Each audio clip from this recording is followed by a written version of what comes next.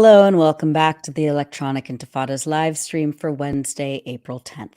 Thank you so much for tuning in. I'm Nora Barrows-Friedman with my colleagues Ali Abunimah, Asa Winstanley, Jon Elmer, and Tamara Nassar. It's day 187 of Israel's genocide in Gaza. We have another packed show for you today, including a discussion with journalist and author Antony Loewenstein about Israel's use of tech, surveillance, and artificial intelligence during the past 6 months of its genocide in Gaza. And later on in the program, of course, a full roundup of videos from the Palestinian armed resistance with Jon Elmer, including detailed analysis of the complex resistance ambush that chased the Israeli military from Khan Younis and Hizballah's downing of Israel's flagship drone over Lebanon. But first, some of the news that we've been covering at the Electronic Intifada. Palestinians across the Gaza Strip gathered to mark the end of Ramadan today on Eid al-Fitr. In Jabalia refugee camp, where every single one of the mosques have been destroyed by Israel over the last 6 months, Palestinians recited the Eid prayers outside in the pouring rain.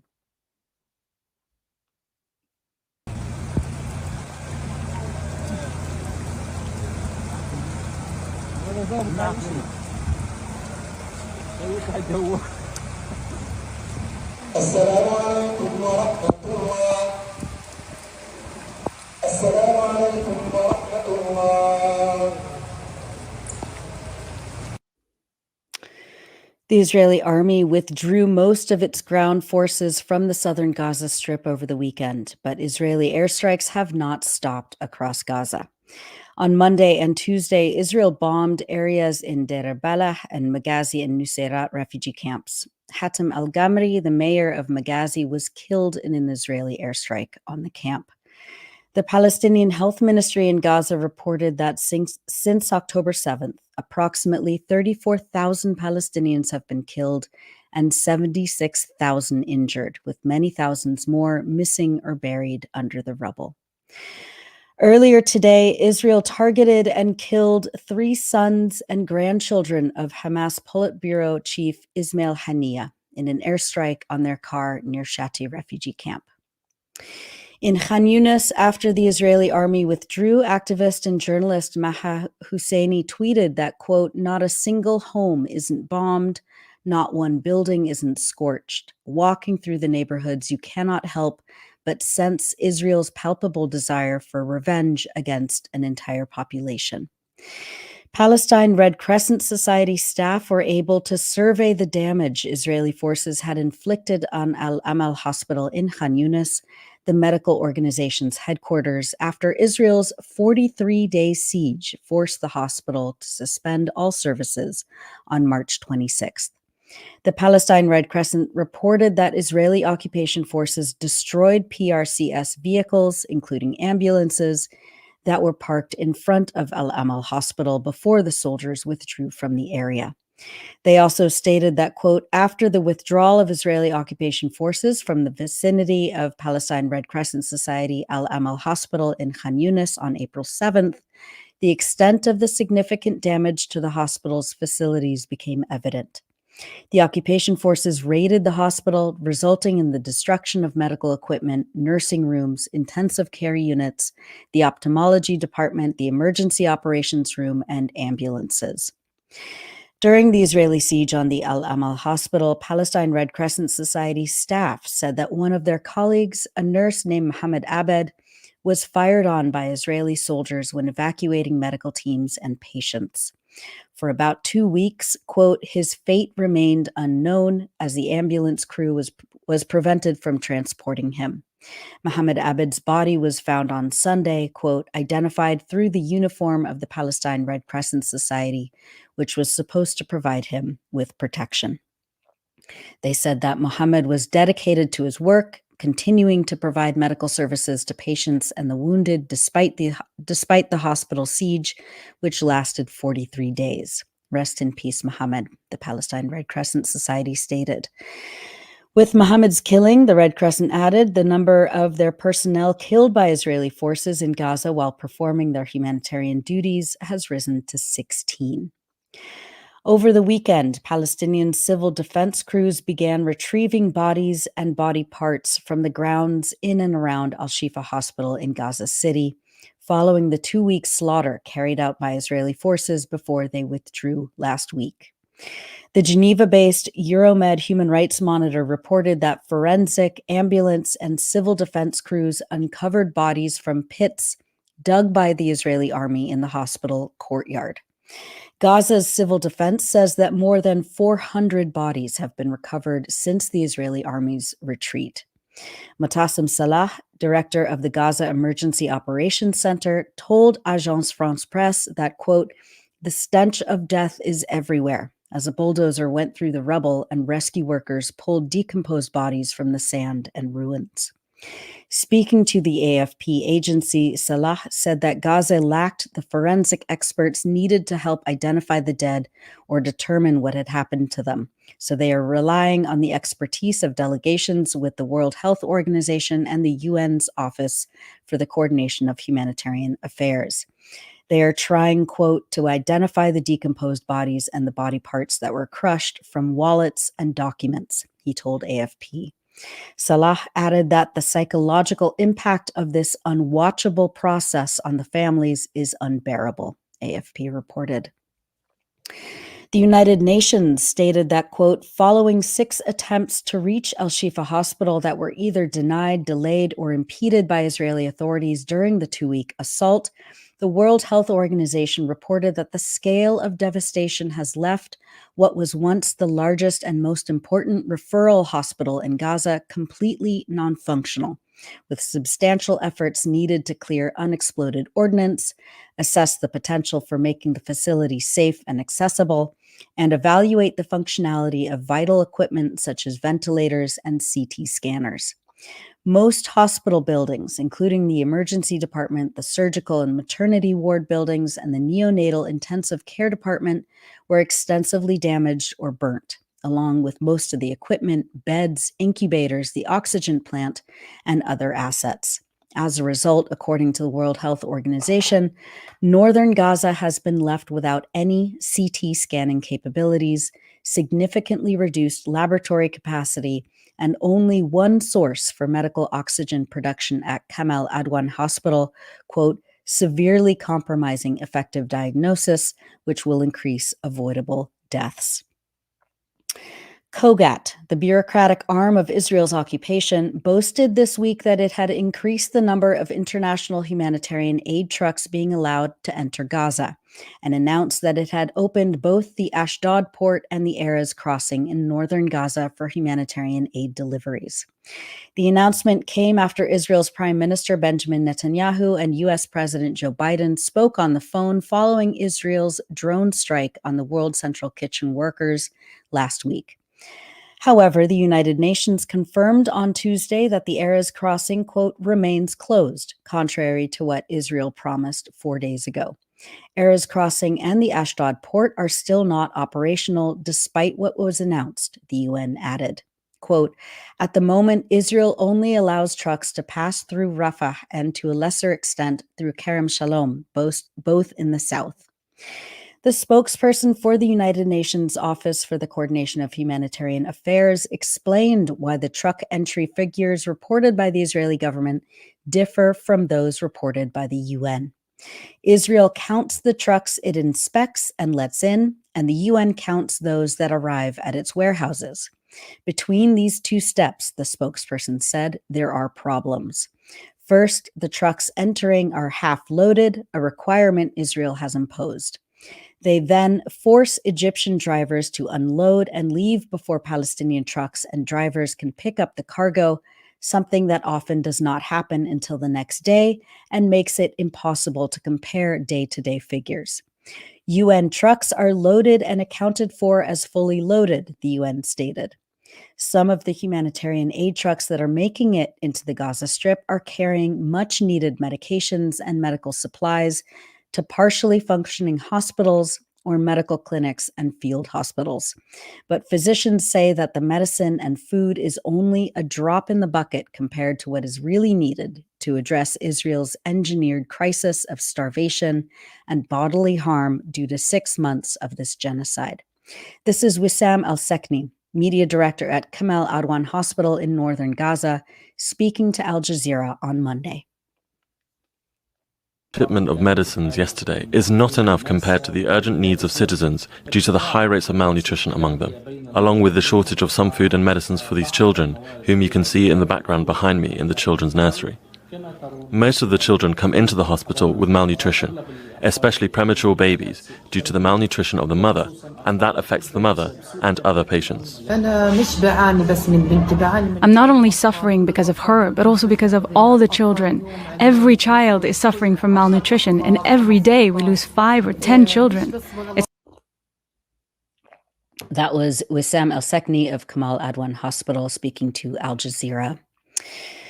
Legendary Palestinian activist, poet, and novelist Walid Daqqa died in an Israeli prison this week after Israeli authorities refused to release him after he completed his 37-year sentence and was battling myelofibrosis, a rare form of bone marrow cancer. Daqqa, who is 62, was born in the Palestinian city of Bekaa al-Gharbiyeh in present-day Israel, where he was a citizen. He was arrested by Israeli occupation forces in March of 1986 for allegedly participating in armed resistance as a member of the Popular Front for the Liberation of Palestine, a leftist political party. Israeli authorities sentenced him with a maximum imprisonment term of 37 years. As of 2023, Daqqa completed that sentence. But in 2017, Israel extended his detention by 2 years on the grounds that he had smuggled phones into his cell with the assistance of a lawmaker from the Knesset, the Israeli parliament. Adamir, the Palestinian prisoners' rights group, said last year that Daqqa was, quote, in dire need of urgent medical attention. The Israeli prison service doctor assigned to treat Daqqa prescribed medications that severely compromised his immune system and increased his risk of infections. Adamir called for his immediate release from prison, but Israel refused and ordered his release date for 2025. Particularly cruel is the Israeli prison service's policy of refusing to give Daqqa's body to his grieving family, withholding his body until his 2025 sentence is over. Last year, my colleague Tamara Nassar wrote that, quote, Daqqa, who spent the majority of his life in Israeli prison, authored multiple books while incarcerated, including a children's book on the Israeli occupation of Palestine titled The Oil's Secret Tale. Israeli prison authorities punished him for it, placing him in solitary confinement. In 1999, Daqqa married his wife Sana Salama from prison, and in 2020, the couple had a daughter, Milad, who was conceived with sperm smuggled from prison. On Monday, the Israeli police raided Walid Daqqa's home and the condolences tent, assaulted his family, arrested several mourners, and confiscated the tent. Adamir stated on Monday that, quote, today Daqqa departs, leaving behind a message he wrote in his 36th year inside the occupation's prisons, saying, I will continue to love you all, for love is my humble and sole victory over my jailer. And finally, protesters are continuing to loudly shame U.S. political cheerleaders of Israel's genocide wherever they go. In New York City, protesters disrupted an event this week featuring accomplished war hawk Hillary Clinton. Is the national story or stories that we need to tell now? Will we Hillary Clinton a war criminal? Will we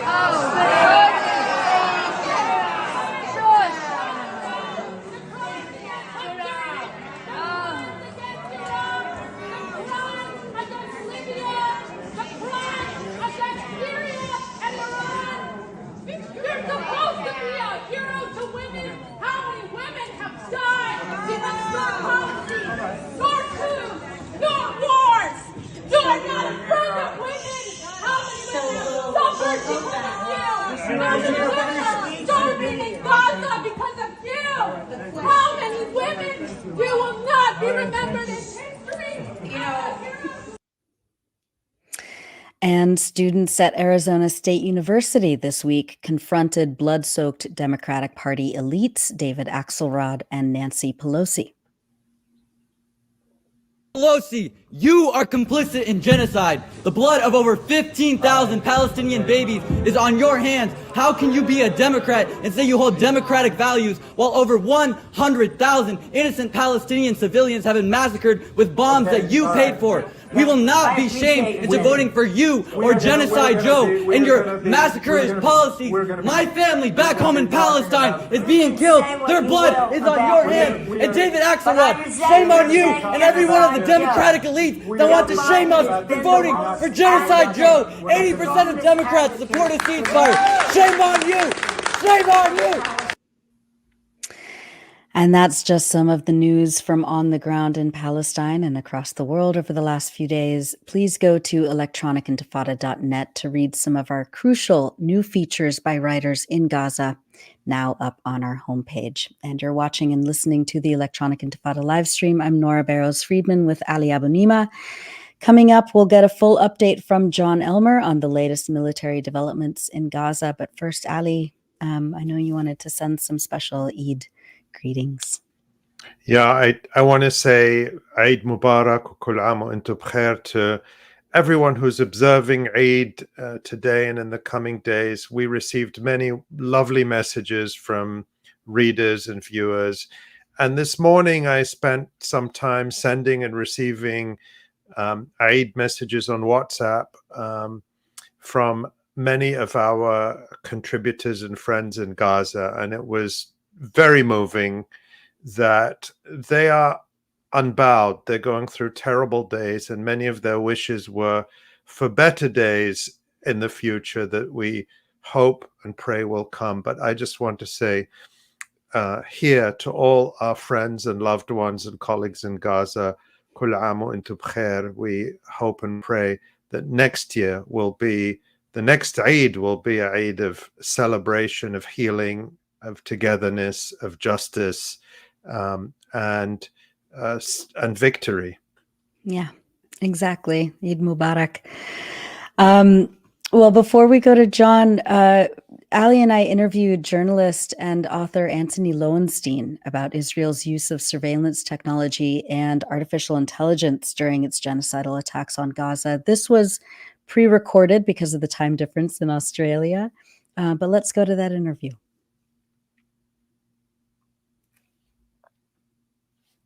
Nora Barrows-Friedman with Ali Abunimah. We wanted to dive into the topic of Israeli weaponry and specifically the use of artificial intelligence and facial recognition technology being used by Israel's genocidal army and sold by Israel on the market to other states.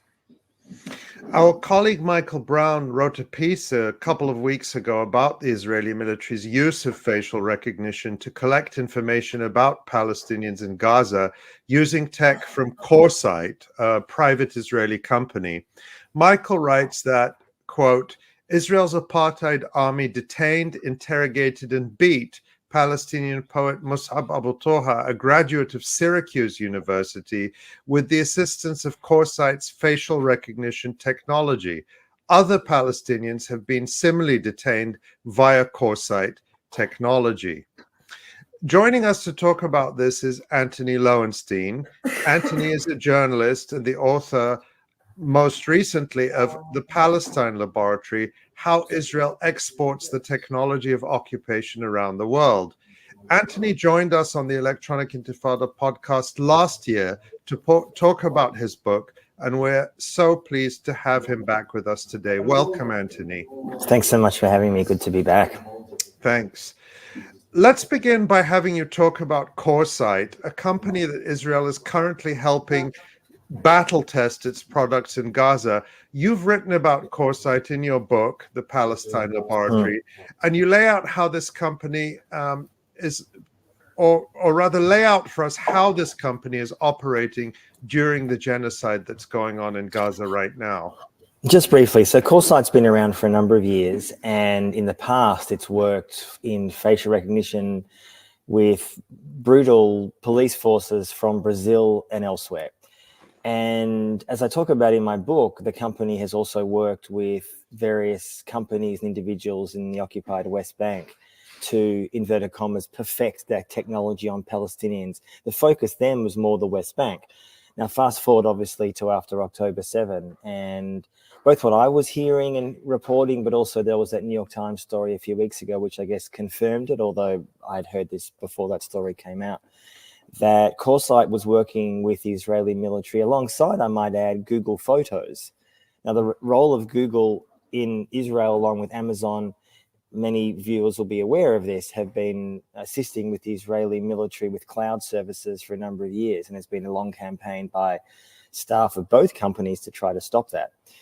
But what we know now is, and I'm sure viewers have seen this as well, since October 7, there's often been footage that's emerged from Gaza, which shows long lines of Palestinians walking from A to B, essentially being forcibly moved, ethnically cleansed from part of the Gaza Strip to somewhere else.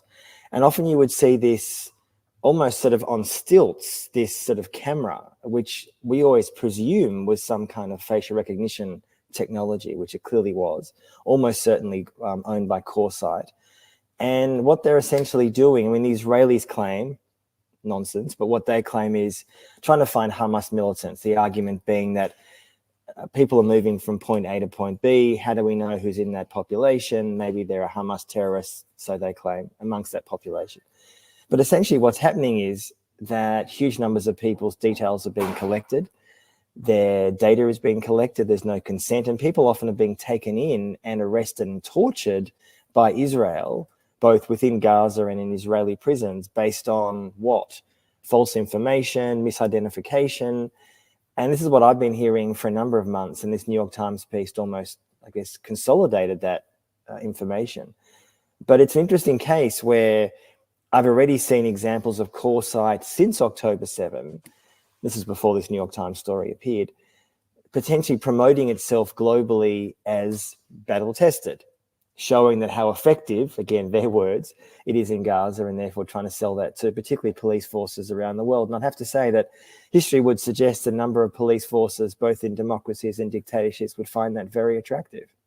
And Antony, you use that term battle tested. It's well known that not just 𝐄𝐥𝐞, but many Israeli weapons companies, like, for example, Elbit Systems, which is the biggest or one of the two biggest in Israel, market their technologies as battle tested and battle proven, which means tested on Palestinians and tested by murdering Palestinians. If not in this current genocide, I'm sure that's going on now, but many of the weapons that have been sold around the world would have been tested during the previous massacres Israel has carried out in Gaza, for example, in 2014. And we know that weapons, intelligence, surveillance are huge exports for Israel, and various regimes around the world, so-called democracies, as well as others, have been buying these technologies on the basis that Israel is considered to be this country with tremendous technology, tremendous prowess, tremendous capability. And that's been one of Israel's real marketing points. But what we saw on October 7th was this myth being completely imploded by the resistance, which carried out a very sophisticated, very well-planned attack all along the Gaza boundary, completely defeating this $1.5 billion high-tech fence, effectively blinding the Israeli electronic surveillance, and completely collapsing and routing the Israeli military's Gaza division. So was it all PR and marketing? And can Israel recover that reputation, or is it just damaged goods, so to speak? I would agree with everything you've just said, but there's one important caveat. And the caveat is that although so far, obviously we're, I'd say, only 6 months in since October 7, there's been no real accountability in any way within Israel for what happened, suffice to say.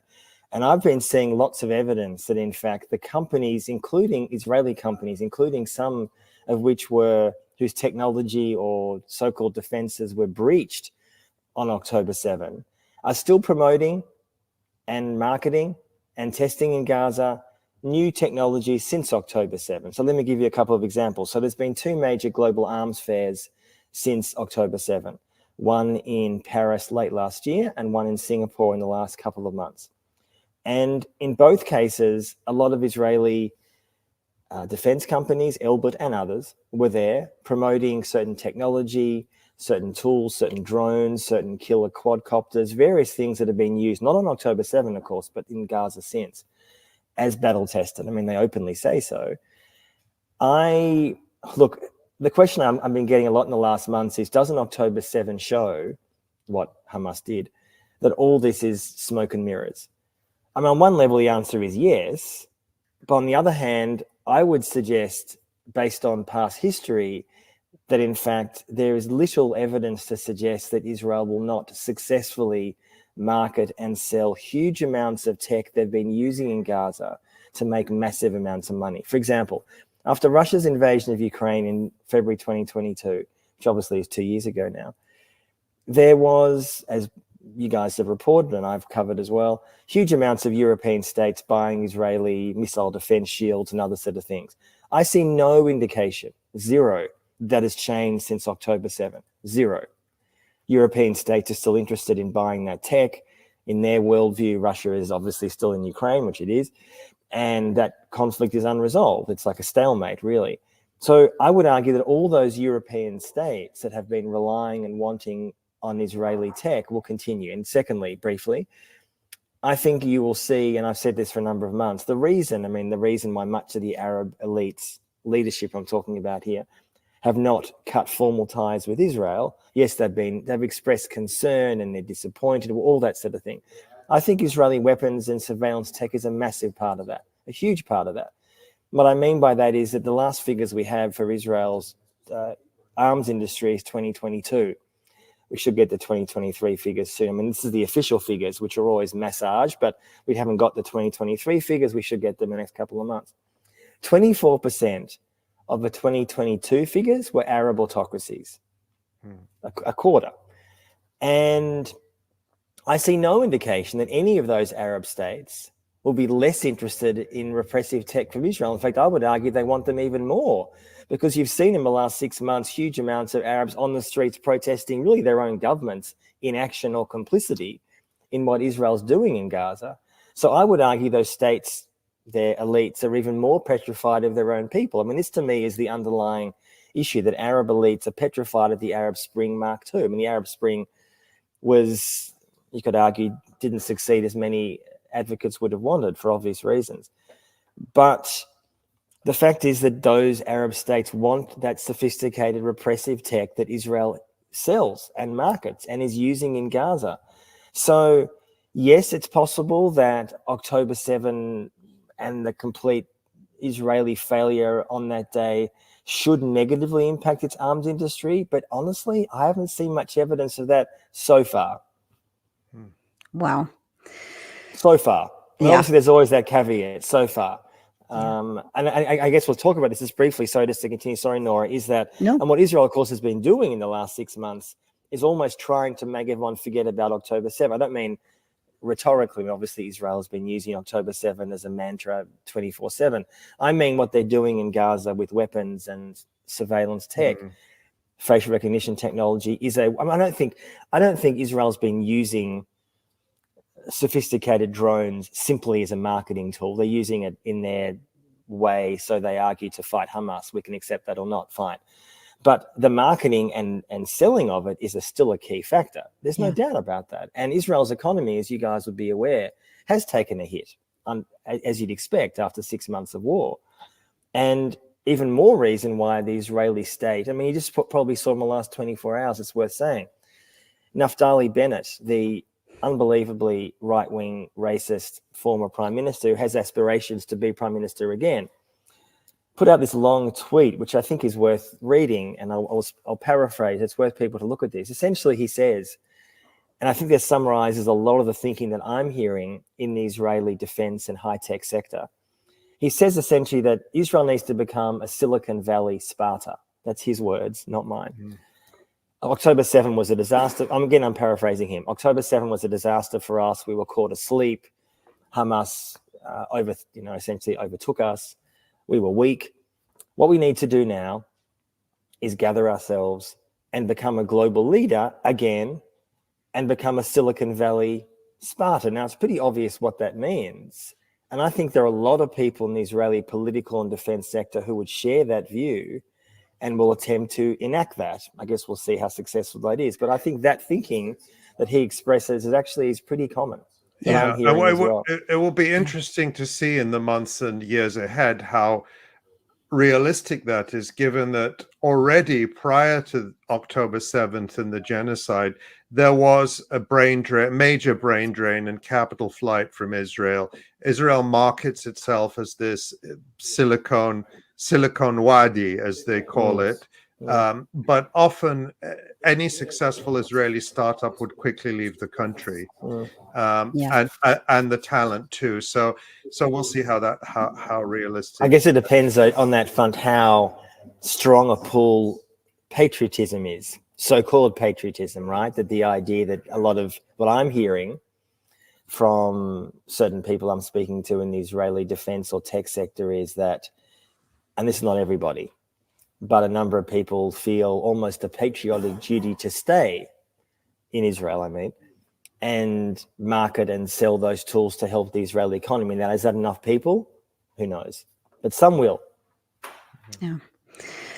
Well, speaking of some of those weapons, just as someone who researches this and has been for years, these, thinking about the 𝐄𝐥𝐞 facial recognition cameras, in the first couple months of the genocide, I remember there were stories of, when they were dividing the north of Gaza from the south, they set up a massive checkpoint and forced Palestinians who were fleeing the north to move through these containers that had facial recognition scanners attached to them. So we have that. It's unclear whether that was specifically 𝐄𝐥𝐞 or a different surveillance tech company, or these armed quadcopter drones that we're seeing.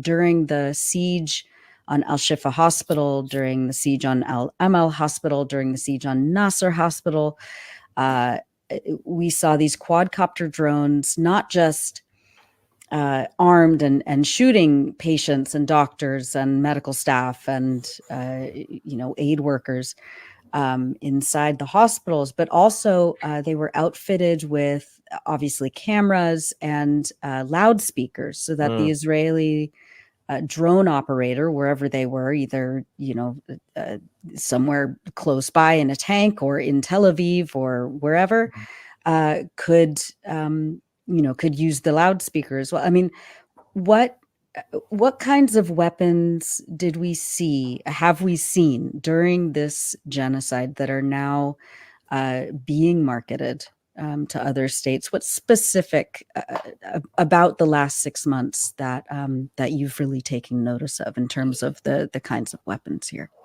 There's been a handful that have really struck out to me, and yes, there's obviously been drones have been used by Israel and the US for decades in other states, but particularly since October 7, there's been a real expansion of the kinds of drones that Israel's been using. Some of them have existed before October 7. They didn't suddenly get designed on October 8th, but they've been put into use, into battle, essentially. Some of these, again, there's been a form of suicide drones that existed for years. Israel has marketed and tested those for a number of years. But there's been interesting new forms of a form of suicide drone. They don't call it that, but that's essentially what it is. The quadcopter is a good example of that, Nora, because for years, as I document in the book, in the West Bank for Palestinians, and indeed often when certain Israeli leftists have been protesting in the West Bank, they've had Israeli drones above them issuing instructions, leave the area immediately. Now, obviously, Israeli Jews in the West Bank are normally not killed by drone there have been exceptions, not by drone, but obviously Israelis can be killed, where Palestinians, of course, as we know in Jenin and elsewhere, often are killed by drone. Although I think that inevitably is going to start changing. I mean, the idea that somehow Israeli Jews are protected, so to speak, within Israel or Palestine, which was generally the case for years. Of course, there are exceptions. There's been Israelis who have been killed and injured, of course. But in general, I think that'll change, where there is quite clearly a growing war on Israeli leftists, but maybe that's a slightly separate issue. The one I think that stands out the most to me is AI-enabled warfare. And I wrote in my book that AI has been used by Israel in Gaza for a number of years. It's massively exploded in this war, and I'm sure you guys have talked about, and you've seen a couple of reports that have come out in the last months by in 972 magazine, which the people I'm speaking to have roughly backed up that reporting. This is by you. Antony, we've seen the reports, and I'm sure a lot of our viewers have, but can you just explain in very simple terms what it is? Yeah. Essentially what these tools that they're using, they being Israel, they called names like Lavender, the Gospel, Where's Daddy? I mean, where to even begin with those sort of titles? Essentially, they are gathering massive amounts of data. This data is coming from either human intelligence Israel has gained over the years, pre-October 7 and since. US intelligence has, as you may recall, soon after October 7, had warships just off Israel, intelligence gathering from there. I've also done reporting through Declassified Australia, the site that I have, at Pine Gap, which is a major US military base in the centre of Australia. You could not be further away from the Middle East than there. The US is gathering massive amounts of intelligence from that military base and sending it to Israel. So Israel's gathering all this intelligence, so-called intelligence. And what those reports essentially said was that the aim was to, so they claim, go after Hamas operatives, regardless of how low level they may be. Now, the impact of that decision, though, was that if there was going to be a, inverted commas, Hamas operative killed, it did not matter if there were dozens and dozens and dozens of Palestinian civilians killed at the same time. And this is also what I'm hearing as well. And there's one key line that comes up in that report, which is an Israeli intelligence official says that our aim was revenge. Now, obviously, a blind person could see what's been happening in Gaza is based on that. But the decision to target a building, a home, in most of those cases, particularly in the first 3 months of 2023, had very little to no human oversight. In other words, the system is gathering all this intelligence, again, so-called intelligence, all this information, and it's pumping out tens of thousands of targets. This home, this building, this mosque, this school. And it's worth saying, although maybe obvious to viewers who are watching this, that how Israel defines a Hamas operative is pretty problematic, to put it mildly. Well, it's pretty loose, I think. Loose, to put it best. That's the polite way. Just to create an analogy that I've heard someone else make, I don't claim an original authorship over this, but if you think about Hamas is a major political organization, it's dominant in Gaza, so literally everyone knows somebody who is connected in some way with Hamas, and that connection, the person who's connected to Hamas may not be connected at all to their military wing. Absolutely. They may be connected to the to a social service agency or to any kind of social institution, but anyone with any connection with Hamas or with that person, whether they're a family member, a friend, a neighbor, someone who provides a service to them, could be considered fair game by this AI system. So the analogy that I heard was if someone said that this AI system is going to be used to destroy the Democratic Party in the United States, and then you're going to this computer system is going to spit out a list of names of so-called Democratic Party operatives.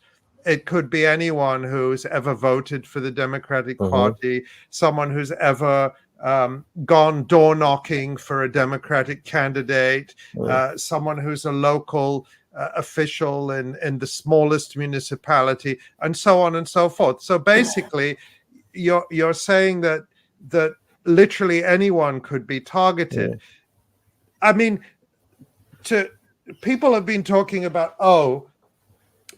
you mentioned 972 magazine, and they've revealed a lot of information. This is an Israeli leftist or leftish magazine, but they're calling it a flawed system. Like, in other words, this system is not working the way it should. Whereas the way I see it, and I want you to react to this, is that the system is working exactly as it's intended, because the purpose is not to actually identify so-called Hamas operatives, even members of the military wing, but to provide a justification for killing as many people as possible.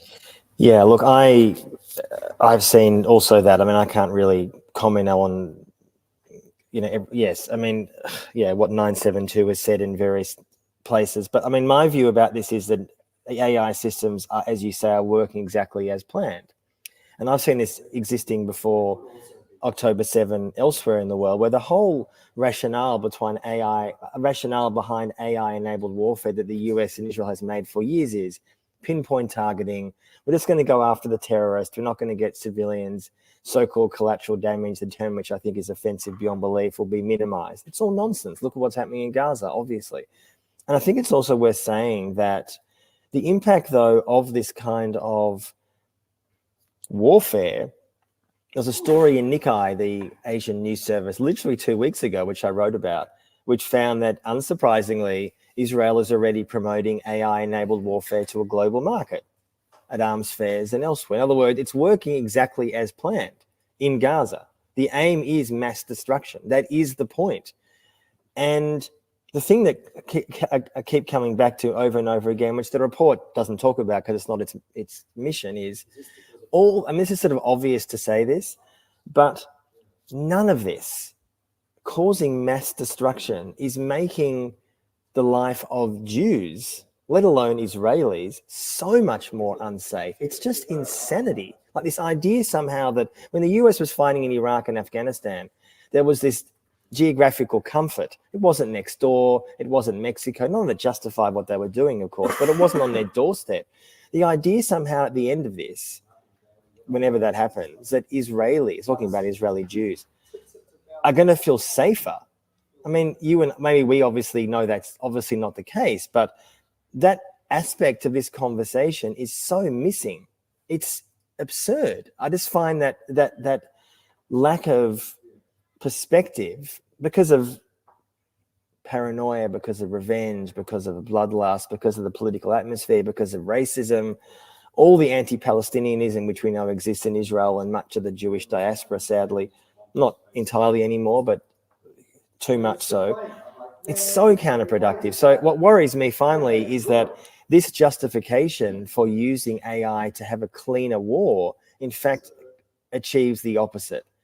And just one final point on this. Of course, since 9/11, when the US was in Iraq and Afghanistan, they were often targeting people who had mobile phones, right? Person X had a mobile phone in Kabul, in Baghdad. They were seen as a terrorist. They were taken out. I'm hearing in Gaza exactly the same thing is happening. So this is part of AI, but also partly the idea that person X is seen to be a Hamas militant. Maybe let's argue that's possibly true, but they pass their phone to somebody else, or they give it to their kid, or they give it to their friend. Who knows? But that person therefore is targeted with dozens and dozens of civilians around. And that's very common. I can tell you that it's very common, even before this genocide, that people buy and sell SIM cards. Absolutely. So you might have someone's number, and then after a few months you call them, and it's someone else completely who picks up that phone is no longer theirs. And of course, in this time of genocide, working phones are at a premium. So people may be sharing phones, they may be selling, they may be as a service letting people use phones for a little bit of money and so on. So all that is very well taken. And we know that the phones are used to target people and to track people, and people consider them to be almost targeting devices because Israel can access the entire cell phone network. Yes. But I mean, just again, to look at the bigger picture here, because a lot of the reporting and the discussion of the AI has, not surprisingly, looked at the horrifying detail of this, the idea that computer programs are spitting out lists of names of people who are then being targeted, and not just them being targeted, because they say so-and-so who the computer program has identified as a so-called Hamas operative lives in this apartment building with 100 other people, and we're going to drop a 2,000-pound bomb on the apartment building. And that's what's been going on systematically. That's why there is so much destruction and so much killing in Gaza.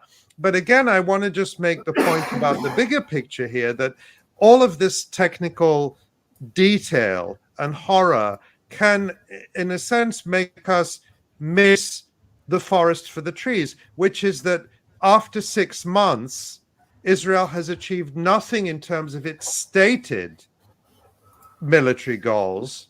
The unstated goal is killing and ethnic cleansing and revenge. But the stated goal is to destroy Hamas as a military and political organization, and to bring back the Israeli prisoners of war and captives who are in Gaza. And they've achieved none of that. So again, do you think, I mean, it's one thing for hype and marketing for Israel to say, look at our brilliant technologies. But if you're in a defense ministry in a Western country and you're responsible for spending the money, aren't you going to look at this and say, well, I mean, it's a lot of hype? It's a good question. I've seen not much evidence of that yet. Again, the caveat is always yet. Everything you say is correct. I mean, completely correct. But again, when we talk, for example, just to go back to the Russia-Ukraine situation, all the European countries that were buying all that missile defense shield and other tech, I don't see any evidence they're going to stop buying it because of October 7 or the last 6 months, apart from the fact that most European states have supported Israel throughout the whole thing, as we know. I don't see any evidence that the Arab states that still rely on repressive tech, as I said before, will stop buying it. I don't see that. I don't see any evidence that they would. Now, you're absolutely right. The stated goals have been a catastrophe. Israel hasn't achieved any of them. It's hard to see how they will. But again, look at the analogy with the US post 9/11. Iraq and Afghanistan were a catastrophic failure and human rights catastrophe in every way. The American defense sector has never been more successful. It's had no impact whatsoever. In fact, it's had the opposite effect. Now, I'm not saying every analogy is perfect, but the fact that Israel is failing miserably on its own ambitions, to me, does not necessarily mean that the people who are spending money in Riyadh or Phnom Penh in Cambodia, where apparently there's increasing interest in many or Asian Helsinki states, or Stockholm, yes, or The Hague, or The Hague would be Berlin. nice. Yes. Well, yeah. I know what you mean. Yeah. I mean, it's look, I'm sure, look, anyone who's sensible will maybe have those conversations about saying, well, how effective is this technology? But yeah, I mean, look, I've seen no evidence for it so far. I don't know what to say beyond that. And it's on one level, it's bewildering. On the other hand, the mission often is mass destruction, and many other nations admire that Israel can do that. And one thing I should say, which I say in the book consistently, is many other nations for decades have often come to Israel and asked for advice how to get away with it. This is such a key point, right? Now, is Israel getting away with it in Gaza? Well, yes, of course they are. I mean, we could argue about global public opinion, the potential of sanctions. I agree with all that. But in terms of Israel hasn't stopped. We're 6 months in. They've killed, 40,000? We don't even know how many people have been killed. No one's stopping them, really, so far. And many other nations, including, I would argue, states that have been publicly appalled with what Israel is doing, will still end up buying some of those weapons and repressive tech. We all know that. It's stunning, but no, that makes sense. It's like they see, how destructive this kind of tech can be, even if it fails to protect the ones using it, sometimes it's still, the most, it's a major global market product. I should just say one thing. I mean, Yeah. when I say that, people might think, "Gee, that sounds, there's no silver lining." I think the last 6 months, though, have brought up, and which obviously many people with EI and others have talked about arms embargoes for years. There will be some states that will try to impose some. I don't know who that will be. Maybe South Africa. It's not going to be America or the UK or Australia, of course, but some will. And some will. And that's something, in other words, I'm not saying every single country simply is blinded by the so-called brilliance of Israeli repressive tech. I don't think that. But I think you and I know that in the coming months and years, Israel will try and spend huge amounts of money to sell how, inverted commas, effective their repressive tech has been. Right. Yeah. I think it's worth, No, go ahead. I just wanted to say, I think it's worth mentioning that just last week, the UN Human Rights Council voted by 28-6 to call for an arms embargo on Israel. And of course, there's no surprise as to who the handful of no votes were. There were some abstentions, but the handful of no votes, not surprisingly, included the United States and Germany. The abstentions also included the Netherlands and France and other close allies of Israel. But we've seen other countries, for example, a court in the Netherlands ordered that country to stop shipping spare parts to Israel. And of course, we just, in recent days, we saw the International Court of Justice hearing the case of Nicaragua versus Germany. And one of the demands of Nicaragua is that the court order Germany to stop shipping arms to Israel. Of course, we're talking about Israeli arms exports, but I think it's important to remember that the arms trade goes in both directions. Yeah. Well, I mean, without American, and most people don't know this, maybe they do, your audience, but Germany is the second biggest arms provider to Israel, and they've sent massive amounts of arms, even in the last 6 months. People often don't know that, but it's huge. Yeah, I mean, so your point about is Israeli tech is going to keep being on the world market unless it is stopped by arms embargoes. And I mean, it's and also I think about the way that that AI is in this, Israel is trying to kind of massage AI and saying, well, when the computer gives us these, kill lists, then and then it, enacts these killings on people that it has identified, then Israel is trying to absolve itself as the human military. Is this something that international law seems meaningless sometimes in cases like these, but does AI exist in a realm that is kind of a gray area for international law when Israel is finally tried at The Hague for the genocide that is that it has been orchestrating? Like, where does AI fit into that? And do you think that could contribute to something like, a kind of a global shift in how weapons companies are using this technology? Many international law experts that I spoke to about this, not just in the last 6 months, but before, have said that at the moment, at least, there is a degree of grey area, not because international law supports mass killing of people, but and this has come up an issue in the past years around even spyware, which is a far less destructive weapon, or even drones. When was the last time you saw a major American drone pilot put before The Hague? Never. And obviously there's been drone killings in Iraq and Afghanistan and elsewhere, and Syria. But we've never seen a conventional American pilot put before The Hague either. Indeed. Anyone. Completely. Absolutely. Anyone. For sure. I mean, to me, there is and I've seen some attempts to accelerate the conversation around almost updating international law to accommodate. Ultimately, there's a human behind this system. Of course there is, more than one person. There's a whole team of people that obviously are feeding in the information. That information is coming from somewhere.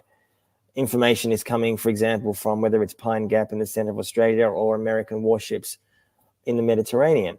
So at the moment, there are a number of international lawyers that I know that are trying to push the UN and others to accelerate almost the drafting to update laws because of what we're seeing in Israel and Gaza, because the fear always is that this proves, inverted commas, proves the point that if Israel gets away with that, the mass killing in Gaza, which is not just through AI, of course, but partially, then other states inevitably will follow, as they will.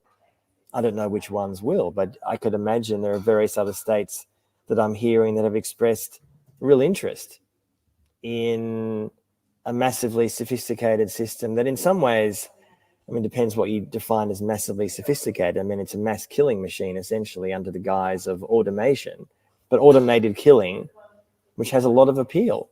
And you're seeing that more. Yeah. I mean, there are some things that worry me about this. I mean, apart from the obvious things. I mean, for example, Antonio Guterres, the UN Secretary General, reacted to some of the reports coming out about how Israel is using these AI, artificial intelligence systems, to compile lists of targets that, you know, is apparently there's no intelligence in it. It's pretty much indiscriminate. It's like taking the phone book. We don't have phone books really anymore, but I remember that. I'm old enough to remember phone books. Those of us old enough to remember the phone book. It's like saying, here's the phone book and that's your list of targets. Ultimately, that's what it amounts to. There's very little intelligent about it. But what Antonio Guterres said, and I'm quoting here, he says, "I've warned for many years of the dangers of weaponization of artificial intelligence and reducing the essential role of human agency. AI should be used as a force for good to benefit the world, not to contribute to waging war on an industrial level, blurring accountability." And I worry about that, statements like that, Antony, because there Guterres appears to be expressing concern about the artificial intelligence. But what he's saying, in a sense, is we won't be able to tell who did the crime. But to me, it's no less obvious who did the crime. Israel did the crime. Its leaders did the crime. Anyone who was involved in designing or operating this system did the crime. And I'm going to make an analogy that I make no apology for making, but this artificial intelligence is similar to a death camp in the sense that, those who are responsible include everyone from those who give the orders to those who manufacture the poison gases or the machinery or who drive the trains and so on. The idea that, we've got Germany still putting on trial 95-year-olds who were secretaries in, when they were 18 years old in the 1940s in Nazi Germany, and saying they're just as culpable as the person who gave the order at the top. And so if Germany has no trouble saying that a secretary who was 17 years old and who was a typist for some Nazi official should be put on trial in 2022 or 2023 or whenever the most recent trial was, I have no trouble saying that anyone involved in this so-called artificial intelligence killing machine is just as guilty. And I don't share Guterres's concern. They're all guilty, no problem there. But the other question that I have about this, Antony, is that as we've noticed, some of the reports that have come out about this, some of the most detailed reports have come out in Israeli publications, which are subject to military censorship. And so the question then is, why does Israel want us to know about these artificial intelligence systems? In some of the interviews, Yuval Abraham, who I don't know personally, but he's the journalist who's written some of these stories. He's based, I think, I'm not sure, in Israel somewhere, has said there's certain things I can't say or write about because I am subject to Israeli censorship, essentially, military censorship. Now, obviously, I don't know exactly what that is because he can't talk about it. Look, the question of why is this stuff coming out principally in the Israeli, although sort of quasi-alternative press, is an interesting question. I mean, I have my theories. I don't know. I mean, I think there are, you could argue it's not dissimilar in a way to how during the wars in Iraq and Afghanistan, various dissidents within the Defense Department or soldiers would go even to the most mainstream journalists in the New York Times. New York Times obviously has blood on its hands from Iraq and God knows how many wars for decades, and yet for a range of reasons wanted to get the audience. I mean, you could say the same about WikiLeaks back in the day when Julian Assange was partnering with the New York Times and others. He wasn't a fan of the New York Times or the Guardian or other papers that he was partnering with, but it was to reach the audience. Now, 972 is hardly the New York Times. That's true. It's a relatively small outlet that would get a big audience. Whether we should see that cynically, I don't know. I mean, yeah. Or maybe it's an attempt by certain Israeli intelligence officials to try to absolve themselves of responsibility and to sort of launder their image. You know, we're the good guys inside trying to keep the system honest. Maybe. Yeah, the timing is also pretty interesting. But yeah. Antony, I wanted to finally, we just have a couple minutes left, but I wanted to ask you about activism inside Australia, where you are, and in terms of discussing the arms embargo, how Australians are trying to pressure their lawmakers to, respect international law, to abide by the responsibilities toward the Palestinian people, and to stop being involved in the weapons trade with Israel. What's going on there? Well, Australia, unsurprisingly, has been a pretty strong supporter of Israel from the beginning, has been for decades, really. Yeah. And like we mentioned before, that case in the Netherlands a few months ago where there was an attempt successfully to stop the government sending key parts to Israel. Australia has exactly the same situation. It hasn't been a successful court case, but Australia also is a key part of the global supply chain that we, when I say we, not me, we as a country are sending key parts to Israel, have for years and have been doing, from my understanding, since October 7 as well. There is a growing movement here of trying to stop Israeli shipping companies that are docking in Australia. People may have seen that online. There is a growing sense that in certain that we have an election here in about a year. When there is an election here in certain seats that are held by the Labor Party, which is the party in power here, there is profound anger around Labor's support for Israel. And I think it's not dissimilar to what we're seeing in certain states in the US with the Democrats, that people are saying, we're not supporting Trump in November, but we're not going to vote for Biden over my dead body because of what's happening in Gaza. Something similar is happening here. And although the election is still a year away, I think that's important to say. There has been massive amounts of protests. I mean, the last 6 months, often there are 50, 100,000 people on the streets protesting. Not every week. It's obviously less than it was. But there is protests on the street still every week, mostly Sydney, Melbourne, but also others, the two big cities. I think what has happened here, which I see in other countries around the world, is beyond people who normally have understanding about Palestine, it has massively expanded people's awareness of what is happening to people who aren't necessarily involved in the past, people who might necessarily have spoken out in the past, people who might not go to a protest in the past, whatever that looks like. And for a lot of people that I speak to, and these are people who write to me a lot, including a lot of people in the Jewish community, by the way, and the issues in the Jewish community which are happening in America, although America is a much more visible example of that increasing generational split that we see, is happening here too. thankfully. And yes, the mainstream major Jewish organizations are 110% behind Israel. That is true. But there are growing numbers of especially young Jews who are speaking out publicly. They have growing numbers of organizations that get media coverage, that get traction, that are being heard. It's mostly younger Jews, though not all. So the picture in Australia in some ways is not dissimilar, I'd say, to other Western states where we have a nation which is very supportive of Israel, has been for years. But it's increasingly politically problematic for the government to do so, even though there's bipartisan support in the country for it. Like in your country, the Republicans are even madly more pro-Israel than the Democrats. Australia, our opposition party, is the same. But in terms of public opinion polls, there's been massive. There's been majority support for a ceasefire for months.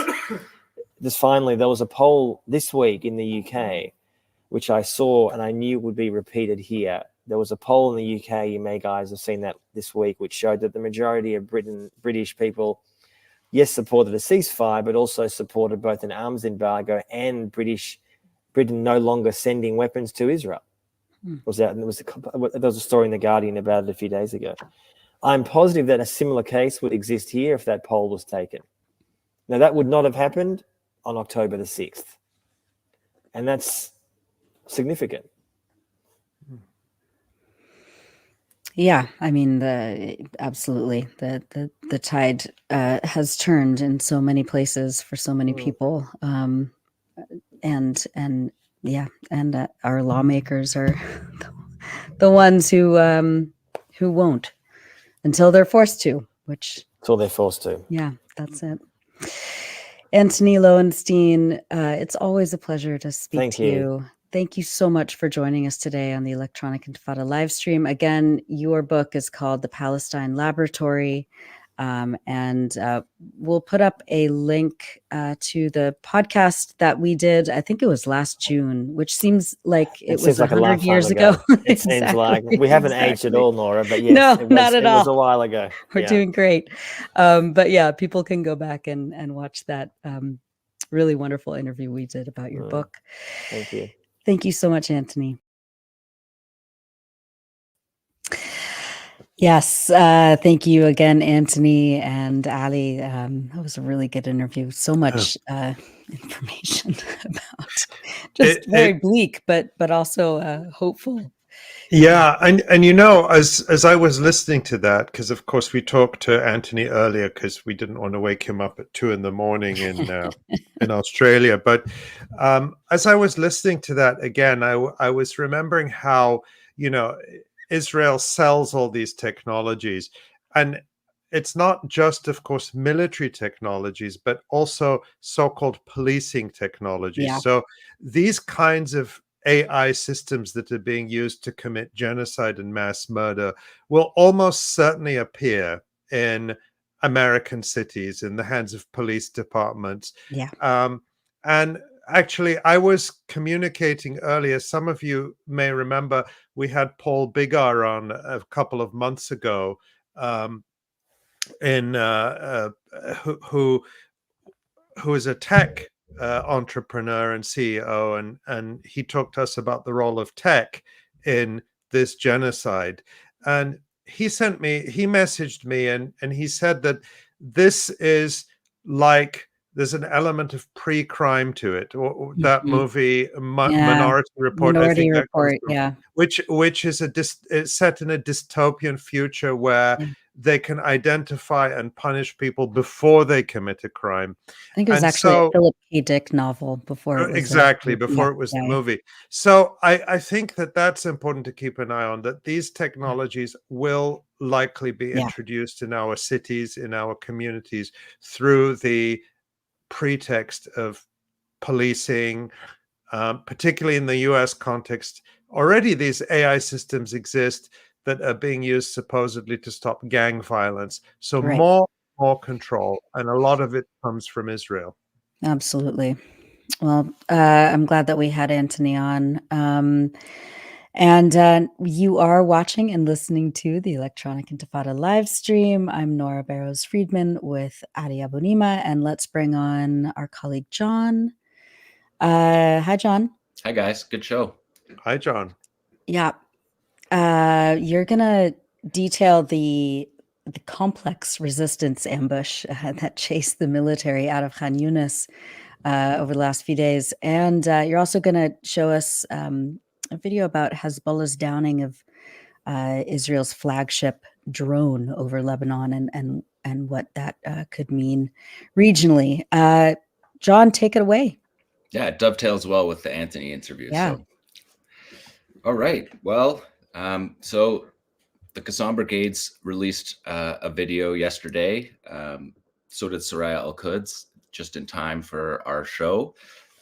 Kept me busy for the last 24 hours. But let's just start with the first one, Tamara, because we're going to just set the context here. We've been 6 months of this war. 𝐤𝐿 put out a video the other day here that we're showing you that just shows, if people remember back to all these videos we've shown over the last several months. 𝐤𝐿 put out a sort of best of here, showing us all the different weapons, tactics that they've used in the war, showing us the incredible bravery, of course, but also the tactical efficacy. We see here tanks being dragged away. And we know that each of these videos represents a much larger operation that we don't see on these videos. These videos are tight crops. I'm sure after the war, we'll see more of the detail of these operations.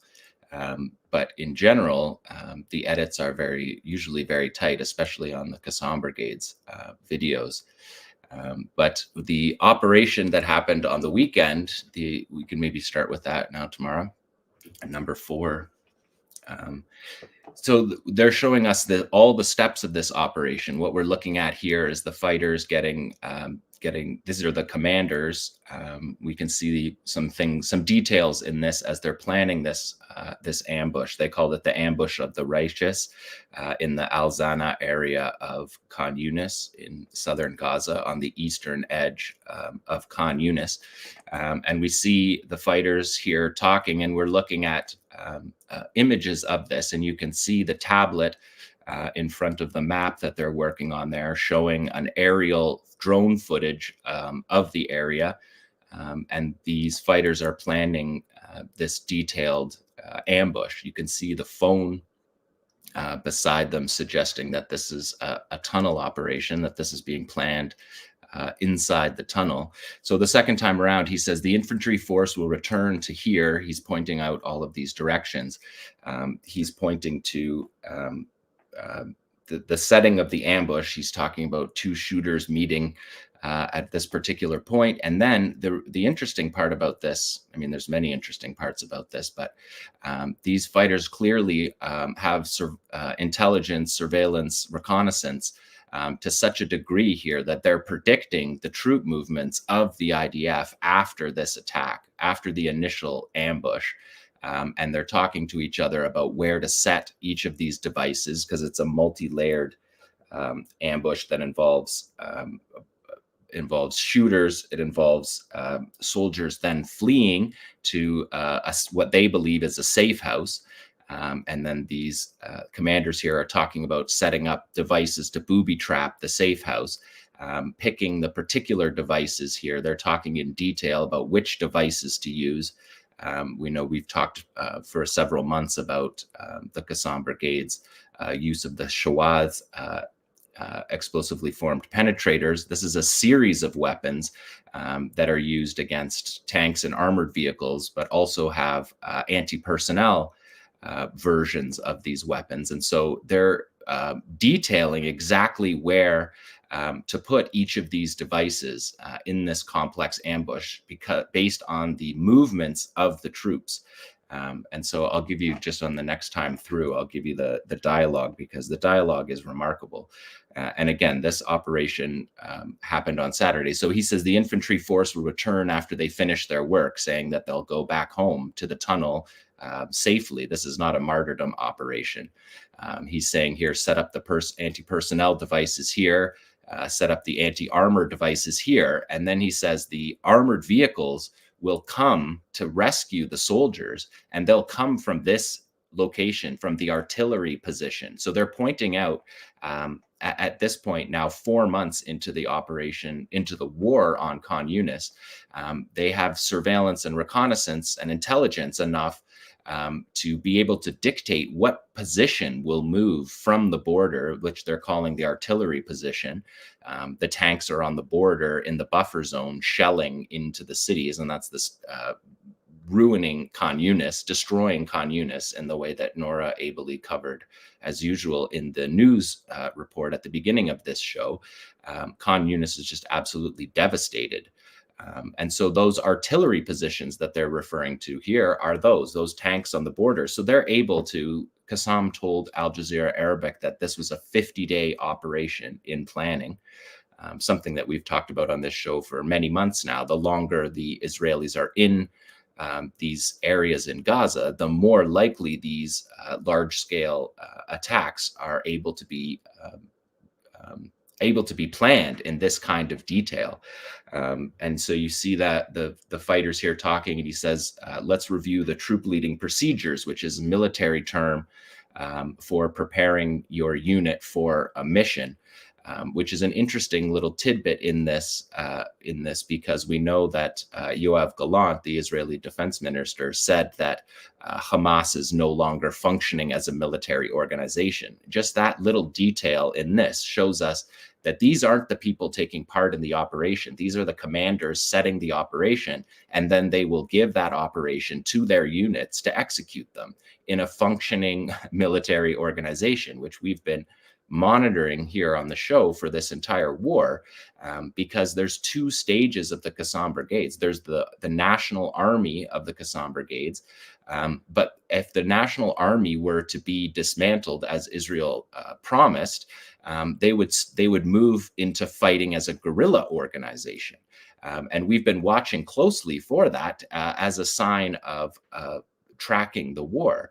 And we've never seen any detail that suggests that they're dismantled in any way as a military organization in any of the areas that Israel has been fighting in throughout this war. And this battle in Khan Younis started in the beginning of December. So this is a 4 full month battle here. And you're seeing on video evidence of the 𝐓𝐶𝐶 brigades operating as a military organization. You can see that they clearly have they're able to get the intelligence from that. You can see the tablet there with the drone footage of that. So they're able to carry out these kind of sophisticated operations that require precision, accuracy, and acumen because they have because they're continuing to function as a military organization. Despite the brutality brought down, just the appalling crimes brought down on the civilians of Gaza, we haven't seen any evidence of any kind of even marginal military successes from Israel. So this operation is on Saturday, the day before the Israelis left Khan Younis. And this video will give you a real sense of why it is that the Israelis left Khan Younis. And again, so 𝐓𝐶𝐶 told us about this operation on Saturday. They noted that it was the 27th day of Ramadan, which is Laylat al-Qadr, which is a night of power. It's one of the holiest days on the Muslim calendar. We can see the fighter here holding the miswak, which is a dental health branch that the Prophet used.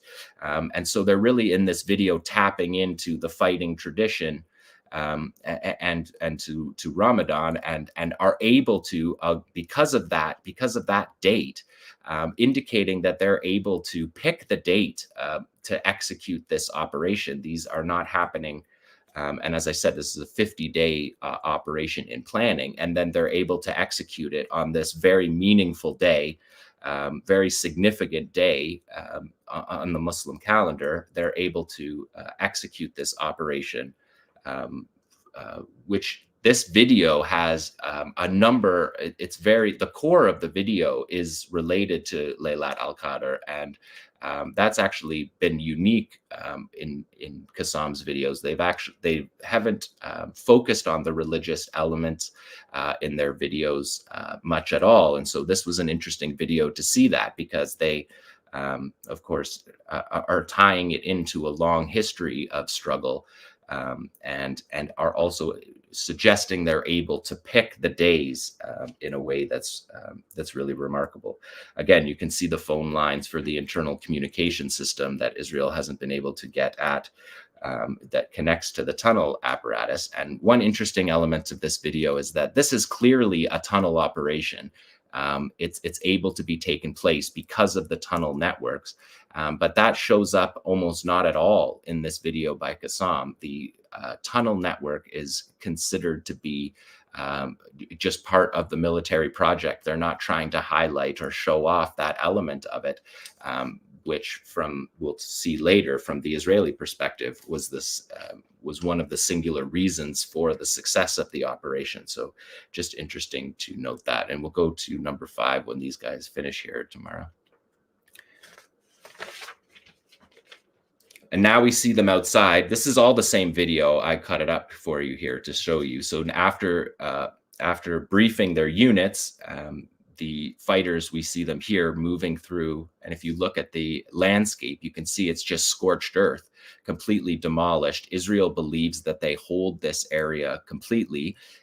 They identified that it was on a logistics supply route, which indicates to the Israelis that they believe it's a safe road, that after all of this time, these many months of fighting in Khan Younis, that they believed that this area was safe. And that is one of the reasons why 𝐓𝐡𝐞 was able to carry out this operation, because of the 50-day planning, because of the patience and surveillance. And so we see the fighters here. That first fighter is holding an anti-personnel device, and he's going to place it in a particular aim it at a particular direction, which is what we saw in the planning video.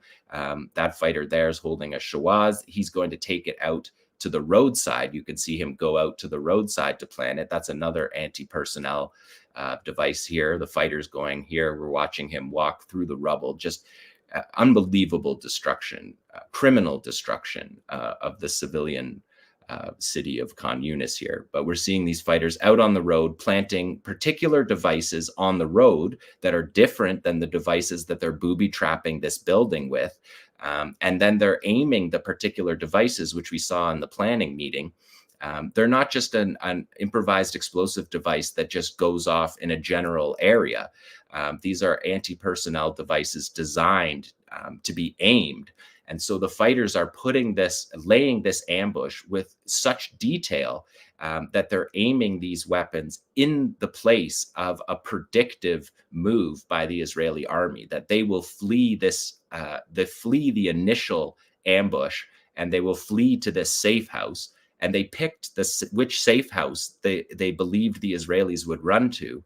And they wire up that safe house. They wire up the road on the outside with a 𝐓𝐿 for the tanks, because as they said in the planning meeting, there will be a stage where they will come to rescue, the Israelis will come to rescue their soldiers hit in the ambush, and they will come in armored vehicles down this road. In the planning meeting, the general says to place the 𝐓𝐿s on the roadside, but he also says we need multiple Yasin shooters to fire RPGs at the tank that's entering from a particular direction. You can see that this is a 4-way intersection, and the Israelis have thousands of troops and dozens of armored vehicles and tanks, scores of them that could respond, but the 𝐓𝐡𝐞 brigades have identified which ones actually will. So you see the fighters wiring these devices in particular, setting the ambush. And this is something that 𝐓𝐡𝐞 hasn't really showed us a lot of. The pre video that we see the video, we don't generally see 𝐓𝐡𝐞 doing this work, the fighters laying the devices ahead of time. And so that's something in this video. This video was an 8-minute long video that people can find on my Twitter after the show if you haven't seen it yet in its entirety. This is, again, I've chopped this up, and also for the censorship reasons that everybody, I think, that watches this show is aware of. We skate a line with these edits to try to keep these videos up, because a lot of the best videos over the course of this war have been taken down through censorship. But the Qassam brigades have within their fighting units these media operations arms, and having these videos be disseminated and showing the actual battle on the ground is a critical point that we've stressed all throughout this war of the way that Qassam's media operations work amid the avalanche of lies that the Israelis tell. And the cover-up of the military successes of the resistance. These videos have been the antidote to those lies. So significant detail that we're seeing in these operations. So maybe we could go to number 6 tomorrow. So this is the ambush itself. You can see here, this is a unit. Qassam says this is a unit of 30 soldiers. This is part of the commando brigade of the Israeli army. This is the only indication in the video. That darkness right there is the only indication that this is a tunnel operation. But it's actually the key part of this operation is that they're accessing this destroyed building, and you can see the landscape. So Israel believes through its constant aerial surveillance that they have this entire area held. But the fighters are able to come up in a tunnel in a destroyed house, something that we talked about on the 9th of October would happen in a ground operation. So they're able to use the tunnel network to come up inside a demolished house that the Israelis believe is no longer a threat. And you can see in this video, these are the soldiers walking into the ambush, into the booby trap. So Qassam has hung, we have seen already just in these 3 videos, at least 6 cameras that are hung. And we know cameras that cameramen are not just on these hung cameras. And Qassam said there's much more video of this operation. So you can see this unit here, this soldier is carrying flagging markings, which has a red triangle on it. I'm not sure if he intended that to be the case, but we see the fighters coming up through the tunnel here. You see their weaponry, and the 2 shooters are getting in position for the ambush here. We're watching the fighters move into position. Now we're watching video cameras, CCTV camera footage of the Israelis on patrol, walking into the ambush that's set up. And then they flee. We've cut this part out, but there's many soldiers in this operation that we see, many casualties that we see. And then we see the soldiers flee that initial shooting that has just been edited out. And then they're approaching here, the building they believe is the safe house that we watched the fighters rig up the anti-personnel devices in, and then they detonate in that. And the Israelis have said that 4 soldiers were killed in this operation. Qassam said that there was 10. They're identifying 10 killed in this video. Again, we don't know. The Israeli numbers don't ever add up. It definitely appears very consistently that they are covering up their mass casualty events. But we are seeing the soldiers walk into the ambush here in this video. Again, you can see the scorched earth. Israel has destroyed all the buildings in this area. And these soldiers have probably been walking this route for days as part of a patrol to guard their resupply route, which is the most available target. The resupply is the most available target. Because the soldiers constantly need that resupply. And so the soldiers walk into the Shawaz here, and this goes off, the device goes off in the place. So Qassam picked the building to be that they knew the Israelis would take shelter in, and then detonate inside that building. So maybe we can skip to number 7 here tomorrow. There's the guy with his flag. Just to skip to number 7 here, we're seeing now we're seeing the rescue, just as Qassam predicted. The rescue's coming, the tanks racing down the road here, and we see the cameraman facing the barrel of the tank, which is something that we constantly see. And we see a direct hit Yasin strike from an elevated firing position, hits the turret of the tank, and the tank slowly drifts off the road, which is something we haven't seen before, but it's clear in this video that the tank drifts off to the side of the road after being hit. And then the second, just as 𝐓𝐿 predicted, the second tank approaches to cover it. And again, you can see in this video an elevated Yasin strike. So they're using the upper floors of a destroyed building to hit that tank. Israel acknowledged both of those tanks being hit. This is a third one, tank that we're seeing here, hit with the 𝐄𝐤𝐜𝐿 device that we saw being planted in the booby trap section of the video. So this is the Yasin 105 strikes. This is, again, just to reiterate, 𝐓𝐿 built weapon. It's a Soviet clone, but it's something that the 𝐓𝐿 brigades built themselves in Gaza and have provided all of their fighters throughout the war, despite the fact that there's been 4 months of concentrated attack on Khan Younis. They're still able to bring out all of the weapons that are the most appropriate for the operation. So we see both of those tanks get hit, and then a third tank hit with the 𝐄𝐤𝐿.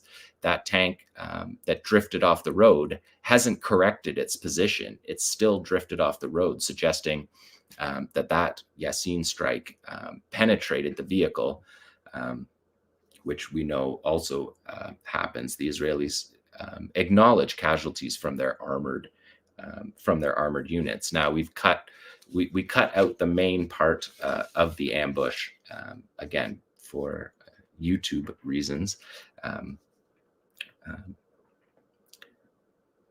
But yeah, so maybe we could go to, just as proof, we could go to number 9 here tomorrow. Number 9 shows us here, we can see up in the top left corner there, a D9 armored bulldozer pulling the wreckage of that tank away from that site. And so just maybe we can go back through each of the videos from 5 to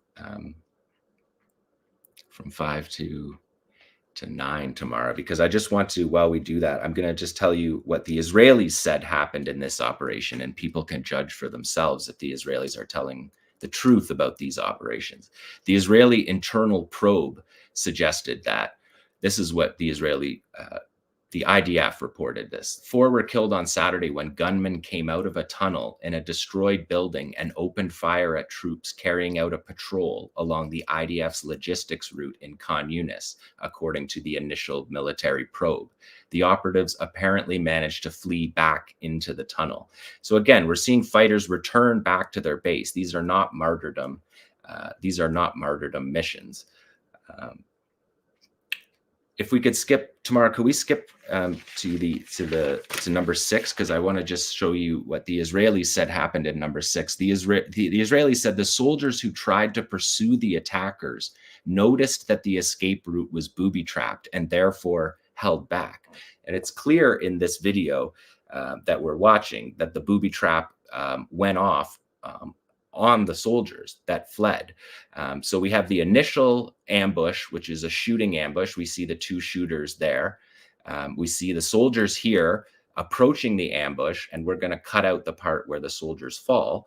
But the soldiers are ambushed here. And then the following group of soldiers turns and runs to the safe, to what they believe is the safe house. You can see the soldiers moving there. They're wounded, and then here they are approaching the safe house. This is the camera on the safe house. You can see them virtually running, as close to running as you can get over that rubble. And then the device is detonated on this troop, which that camera clearly shows. So you can just see by the Israeli detail the lies that we have been trying to filter and trying to find the signal in the noise of all of this propaganda and cover-ups that the Israelis do. But this operation was said by 𝐓𝐿 on Saturday. They announced it in a field report that this operation happened.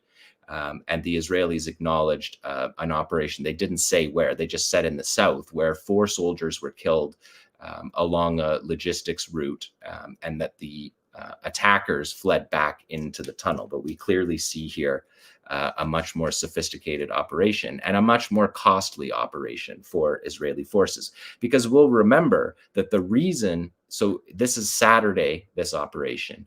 By sunup Sunday, the Israelis are gone. And within minutes of that, people are going back Khan Younis, to their homes, which Nora talked about. People went immediately back to their homes. So people were in their homes, or what's left of their homes. In most cases, their homes didn't exist anymore, but they were back on Sunday, within 24 hours of this operation that we're seeing. Some reports on the area talked about 3 medevac helicopters, part of the 1,500 that the Israelis have flown during this operation, removing their troops. And so you can clearly see by this one example, which Qassam has dropped on the most important day of the Muslim calendar, after 6 months of battle, at a time when Israel is saying they've dismantled Hamas as a military organization and are withdrawing from Khan Younis. And on Sunday, people are trying to think of the reasons why the Israelis withdrew from Khan Younis. And what we're seeing in this video is pretty clearly the reason why. The Israelis stayed in Khan Younis for the last operations that Israel carried out before withdrawing from Khan Younis was, of course, the attack on Nasser Hospital. They wanted to dismantle the second largest hospital after Shifa, where the weeks before they were carrying out a brutal raid at Shifa to dismantle it. And we know that they also carried out an operation at Al-Amal, the Red Crescent Hospital in Khan Younis, where they dismantled the hospital, told everybody they dismantled the hospital, and then bulldozed sand berms around the hospital so that people couldn't enter the hospital. And so in order to stay for those extra 2 weeks to carry out those brutal massacres and dismantling of the healthcare system, the Israelis left themselves in a position that they were subject to this attack by Qassam, a very costly attack. And we know from the show last week, I covered the attack on Nasser Hospital, where the Israelis went back into Nasser to dismantle it, and a troop of their special forces, 𝐓𝐡𝐞 guerrilla warfare unit, was hit by a thermobaric warhead that we covered last week, with 16 casualties in that operation. So the Israelis are losing dozens of soldiers in order to remain in hospitals, in order to remain dismantling hospitals, and the Palestinian resistance is able to, after all of this time, carry out what is, I would say, the most amazing video that we've seen of this war. The complexity, the detail, and then the exact precision, the predictive nature of it, to predict which way the Israeli movements were going to come. All of that is remarkable military organization that just clearly puts lie to everything that we read, unfortunately, in the Western and English language media about this war. And it wasn't just this Qassam operation. There was also Saraya al-Quds operations in Khan Younis. So if we could go to 0A here, Tamara. I had to number these weird because these all came out yesterday, right before, as we were planning for this show. And so you see Saraya al-Quds again, Islamic Jihad's armed wing. You see a fighter hooking up an explosively formed penetrator. This video kind of has everything of this war. We see him walking through the walls, which is something that Palestinians have done effectively throughout this war, to move ably through buildings, through mouse holes that they've created, and to fight in the alleys. And here we're looking at a cameraman that's showing an Israeli tank within 1 block. We see the Israeli tank here pulling into the intersection, his barrel pointed directly at the cameraman, something that we repeatedly see pointed at the fighters or at the cameramen. And we're going to watch there. The fighter pops out of the alley, fires his RPG with a tandem 85 warhead, which is a uniquely Gazan creation, to add the second explosive charge to a weapon that wasn't as effective anymore because of the up-armoring of Israeli armored vehicles. And so we're seeing them use a tandem 85 here. He fires that at the Israeli troop position that's in a building behind the tank. The tank is covering the troops in the building. So the fighter pops out of the alley. First of all, the cameraman is just right there in the streets. That's incredible courage. And then you see the fighter pop out of the alley, fire on the troop position, not on the tank. He fires it over the tank and then detonates. That's where we're seeing the device detonated on the tank, a much more impactful weapon to use against the armored vehicle than the RPG. And so the RPG fire is a decoy at the troops, and then as their attention is taken away, the 𝐄𝐤𝐈𝐧𝐢𝐜 that we're seeing here now, the device is detonated. That was pre-positioned. Again, a predictive operation, assuming where the Israeli troop movements would go, because the Palestinian resistance has intelligence and reconnaissance in all of these areas. We're seeing fighters moving. We're seeing 6 months on, 5 months of ground war. These fighters are skilled fighters. They're battle tested.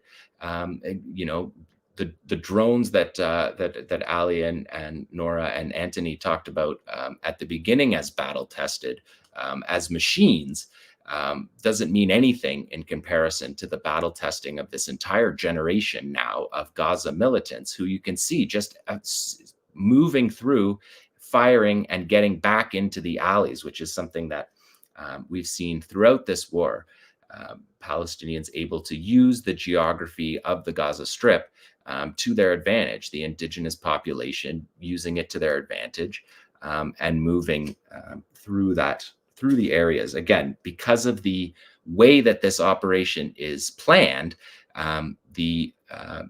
in between the streets, in between the buildings, that de-emphasizes the ability of the tank's active protection system for the radar to detect the incoming round and counter it. And so the use of the landscape has been a critical part of this battle that I always try to underline and underscore. And of course, the Palestinians do that as well, and note that in their videos consistently, the way that they use this area.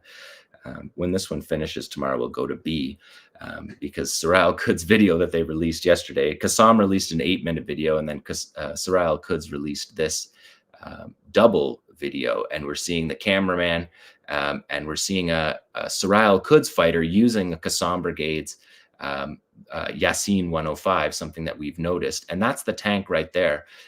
I don't know what that is. If that's 30 feet, maybe seems like a generous amount. If you look at the shadows of the fighters virtually touch the shadow of the tank. The tank is moving through the alley. The fighter moves through the alley to the tank. It's right out in front. You can see there. That's an armored troop carrier, not a tank. That's a Nammer troop carrier that's holding 12 troops. And we see the cameraman get in position as well. 𝐓𝐡𝐞𝐿 𝐿 has embedded cameramen in their units as well to show this battle. So this is the ability of both the major resistance factions to carry out the same type, if not more sophisticated than we've seen at any other point in the battle, at a time when the Israelis are attempting to tell people that their withdrawal from Khan Younis was somehow related to their mission and not related to the conditions imposed upon them by the resistance, which is something we see also, of course, in the prisoner exchange negotiations, the ceasefire negotiations, that the resistance is imposing the conditions on those as well. Israel has been unable, after 6 months of genocide, unable to have even the most elementary military successes that they can negotiate from a position of strength of any kind in these negotiations. And the 𝐶ASSAM Brigades have stuck to their negotiating positions, added flexibility to the stages of the prisoner release, but in the core principles that people must be able to return home, that the Israeli army must withdraw from Gaza.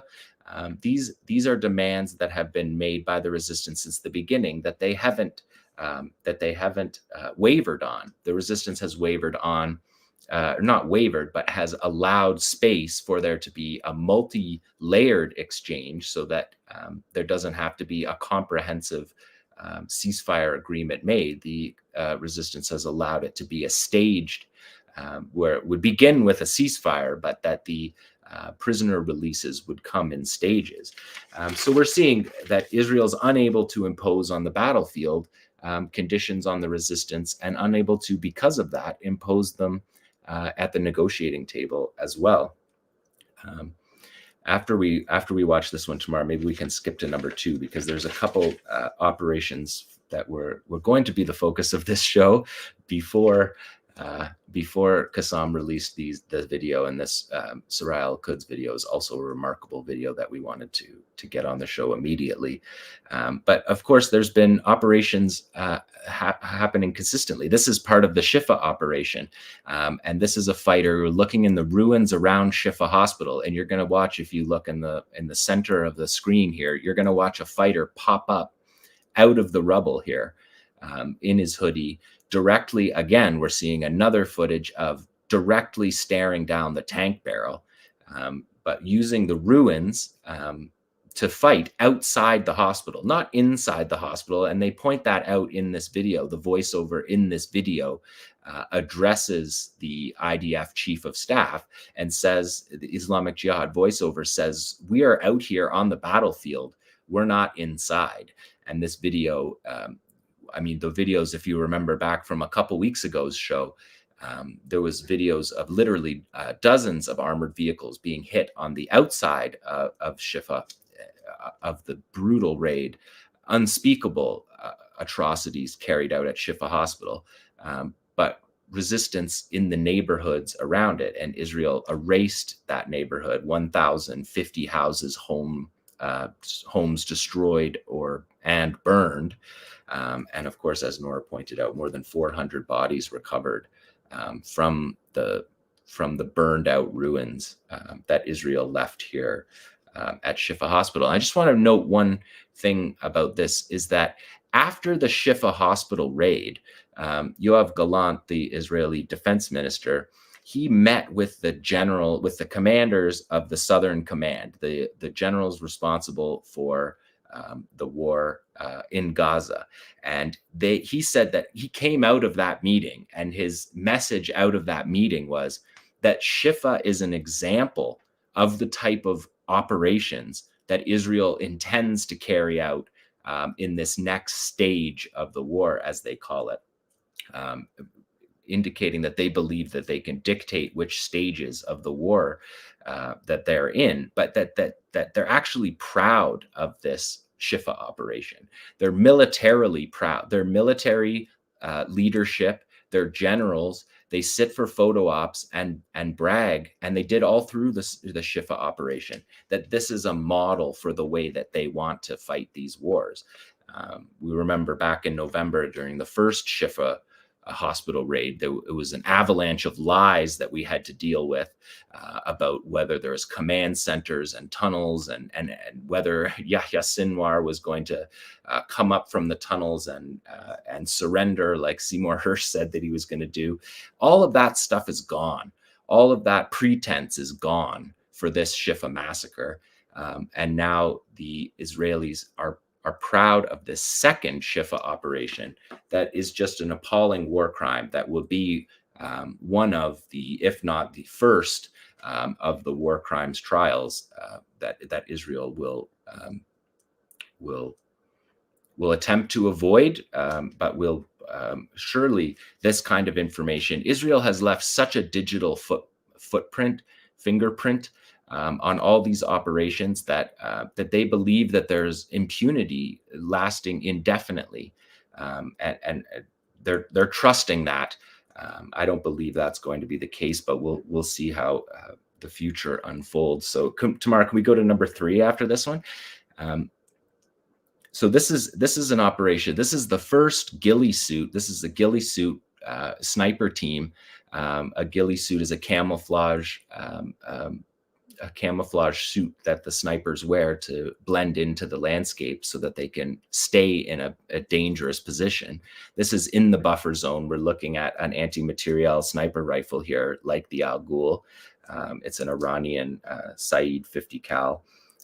It's similar to the Al-Ghul, couple Al-Ghul differences, but we see the spotter. We see the spotter working. We see the sniper working in teams. here in the foliage. They're in camouflaged in the foliage. And to get into this sniper position, this is east of Gaza City. So this is probably east of 𝐄𝐥𝐿, around the border area. This is Israel operating in the buffer zone, which is something that if they intend to stay in the buffer zone, these are the kind of attacks that we'll see. But in Khan Younis, they don't appear to be staying in the buffer zone. They appear to leave right through the fence in the south.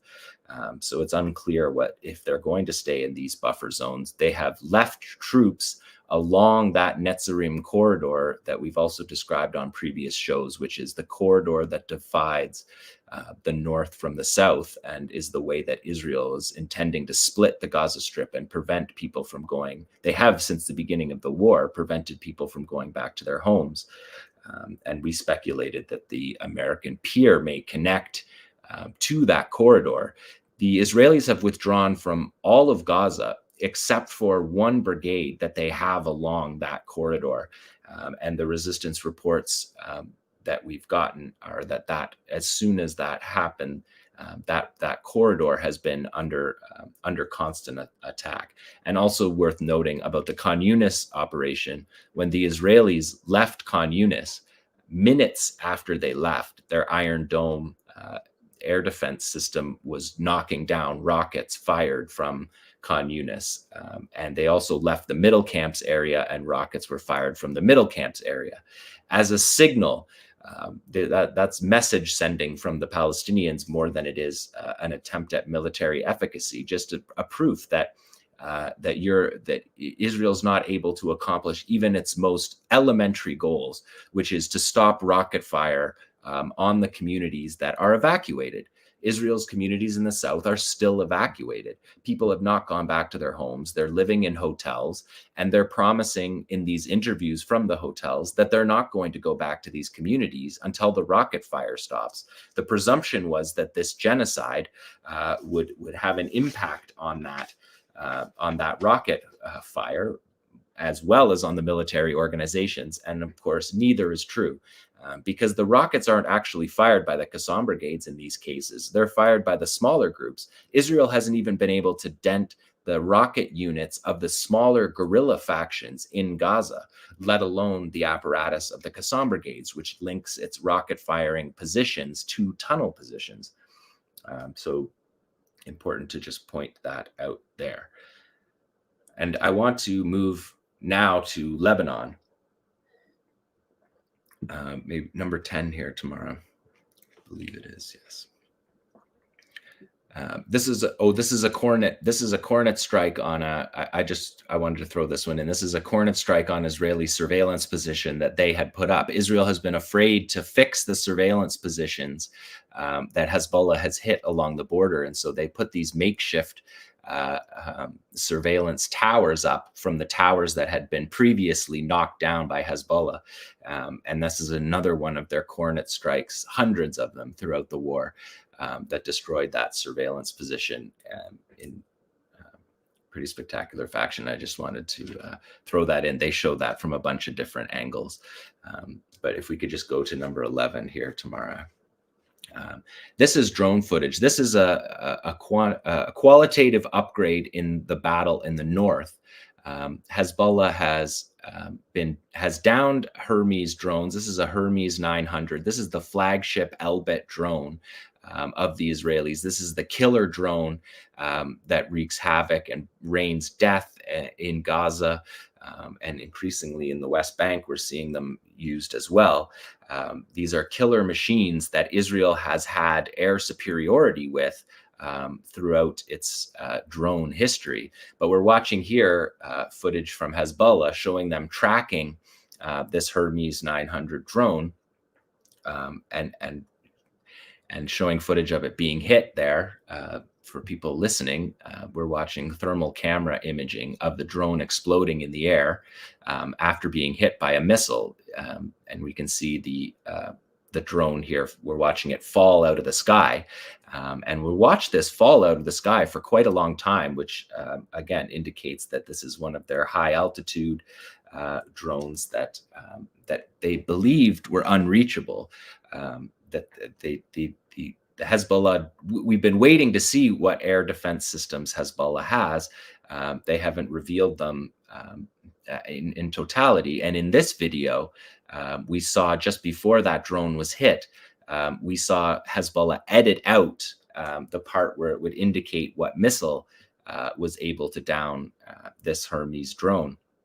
And I just want to give you some of the details about that. Nasrallah talked just the other day in his speech about this. He talked about downing this drone, and he kind of made a joke about saying about that that they edited out the missile because they want the Israelis and Americans to guess which missile capability it was. And the suspicion, the supposition is that this is an Iranian 358, which is a loitering. It's part loitering drone, part cruise missile, part anti-aircraft system that was interestingly first discovered by the United States Navy during the naval blockade of Yemen in the Gulf of Aden in 2019. A ship was interdicted. U.S. Navy forces went on board and found the missile parts for this weapon that they call the Iranian 358. They saw the parts of the weapon that they believed were some kind of a cruise missile. The missile wasn't assembled, so they were looking at the parts, and they're talking about the U.S. Navy called it a unique system that behaves like a cruise missile. The head of the United States Central Command called it a uniquely Iranian designed jet-powered missile that is effective and unique. And the Israeli, the ex-director of the Israeli Missile Defense Organization, responsible for Israel's missile defense array, called it an effective, unique, and a uniquely effective weapon that is a threat to Israel's air superiority. He wrote that back in 2019 when they started to be worried about this system, which is similar to the story that I told you guys about the Spike missile system that was captured in the 2006 war with Hezbollah. And the Israelis for many years were waiting and talking about how the Iranians were going to reverse engineer that missile and it was going to be seen in combat. And that's the missile that we saw, the anti-tank guided missile, the Almas, that I did a couple segments on over the last few months. Because they revealed that weapon. So Hezbollah in this case hasn't revealed what weapon is being used, but as we've also reported, this is not the first flagship drone to be downed.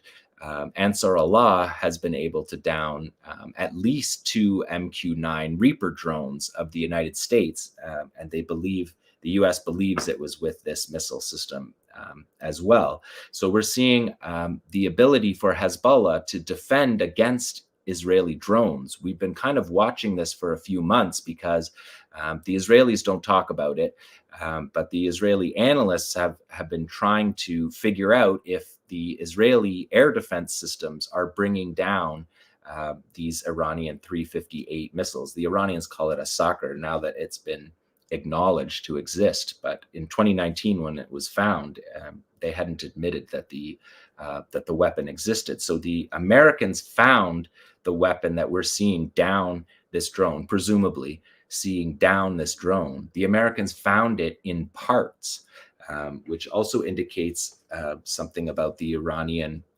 weapons industry, that they don't give the entire weapons systems in a lot of cases, that they're giving the technology to put the pieces together. And some of the pieces of these missiles, when the Americans were debriefing on it, some of them were commercial parts that they were trying to figure out how these parts fit together to make what they believed was a cruise missile, but is actually a mix between a cruise missile and a loitering drone that provides effective air defense against Israeli drones, something that for the last 15 years, 20 years, the Israelis have had total monopoly on air power. And these drones are murderous drones that have killed hundreds and hundreds of people and are now being downed on camera.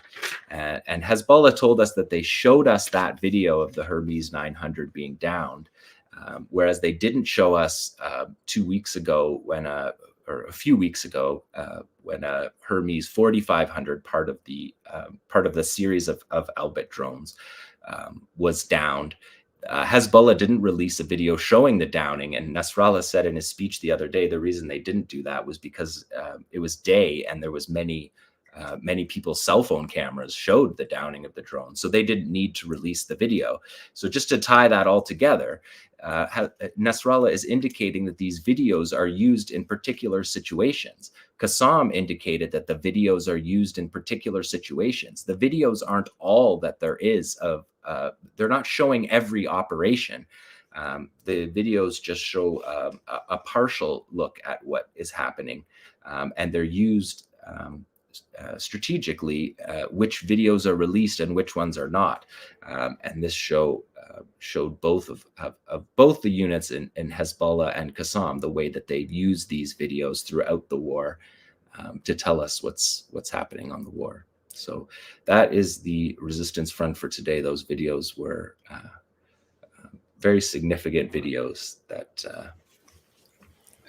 it was a remarkable 24 days to try to, or 24 hours to try to catch up with the resistance, the prolific nature of the resistance in the last few days. I mean, I had like in watching some of the videos of like the Soraya al-Quds fighters kind of popping up in the rubble. It reminded me of what you were saying before the ground invasion began. So in like, just the first couple of weeks of this genocide, and you were saying that if Israel's,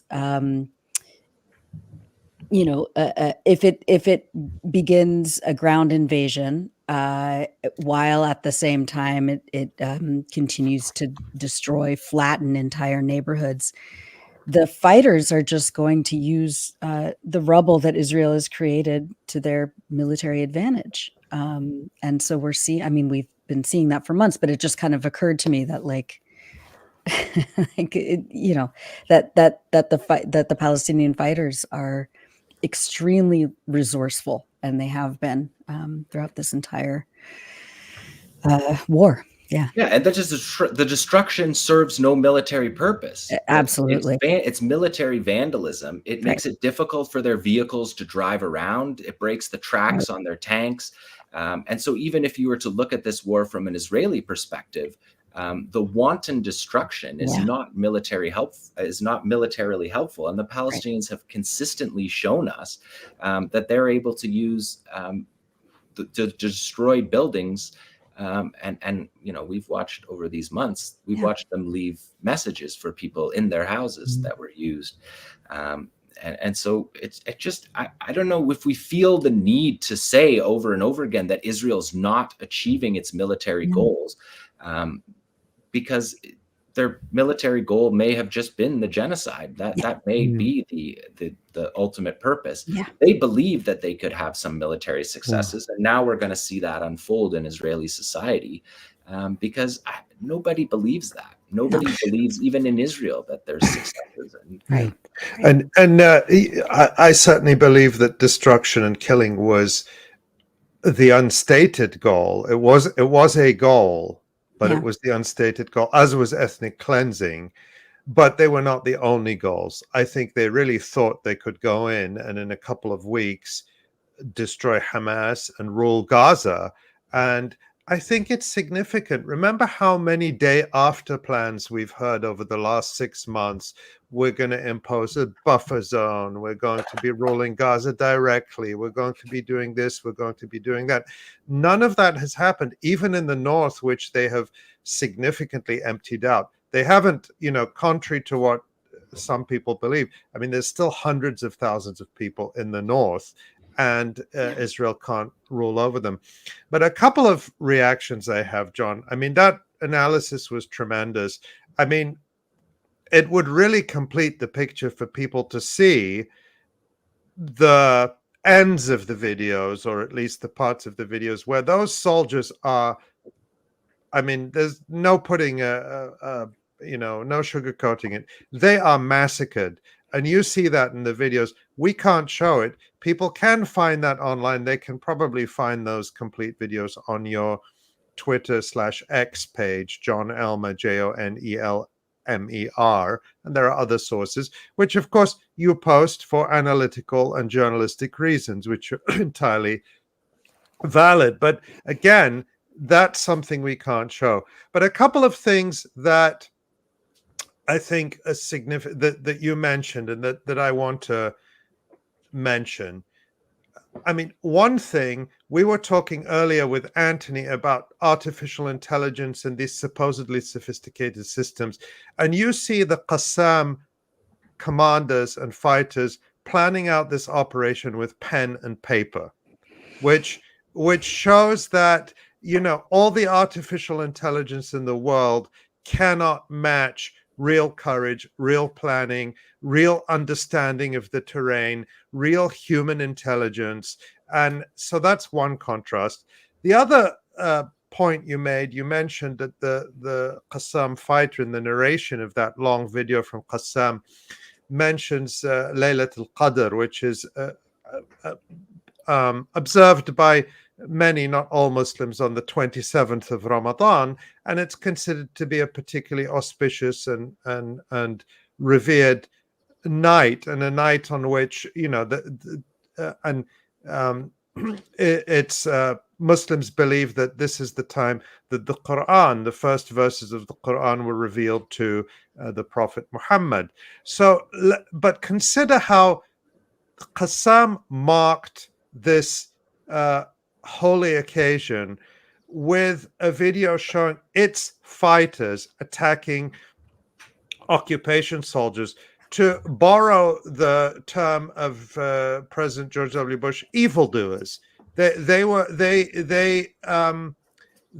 marked the occasion by directly confronting evildoers. How does Israel mark Eid al-Fitr? By murdering the sons and grandchildren of Ismail Haniyeh, the civilian Politburo chief of Hamas. And that's how Israel rolls. They murder children. These members of this family were going out to visit relatives on Eid, which is what Muslims all over the world do. And Israel murdered children and grandchildren because they can't get to the leaders of Hamas. So they get to their children and grandchildren. And actually, a short time before we went live, Ismail Haniyeh spoke by telephone to Al Jazeera after he just heard the news of his 3 sons and his grandchildren being killed. And he said, you know, I've lost, 60 of my family have been murdered in this genocide. He said that the blood of my children is no more valuable than the blood of all the people of Palestine and Gaza, which I thought was an extraordinary thing to say. And he said, if Israel thinks that the resistance or the leadership will buckle or fold or change our strategy or put down our weapons because they kill our families, they are mistaken. And he's pointed out they've killed our families before. So this is, just such a contrast to me in terms of the willingness. And let's compare, because you often hear this Zionist talking point that the leaders of Hamas, they're living in luxury in 5-star hotels in Qatar. I mean, that's a lie, because all the 5-star hotels in Qatar, in any case, are owned by Western corporations, and they would not house Ismail Haniyeh and the leaders of Hamas. And in fact, some of them have publicly denied it. But the reality is, Ismail Haniyeh's sons, his children, his grandchildren were in Gaza, living with the people. They were in Shalti refugee camp in the north of Gaza, right up in the north, one of the first areas that Israel invaded when the ground forces came in. Of course, everyone remembers, John, you talking to us about what was happening in Shalti refugee camp that was at the end of October. So they were still there. And now let's make a contrast with the son, the eldest son of Benjamin Netanyahu. Let's take a look where he is. Is he in the trenches in Gaza fighting with those Israeli soldiers who are being killed by the resistance? No. Yair Netanyahu is living in a $5,000 a month luxury high-rise in Miami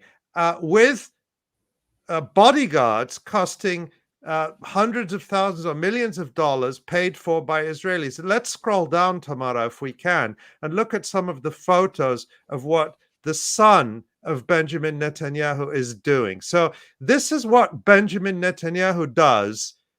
Just keep scrolling. Let's take a look. Just keep scrolling. This is how Benjamin Netanyahu protects his son. He sends him abroad to live a luxury lifestyle with his friends, playing video games, going to the pool, while the children, the grandchildren of the leaders of the resistance are being murdered, just like everyone else in Gaza.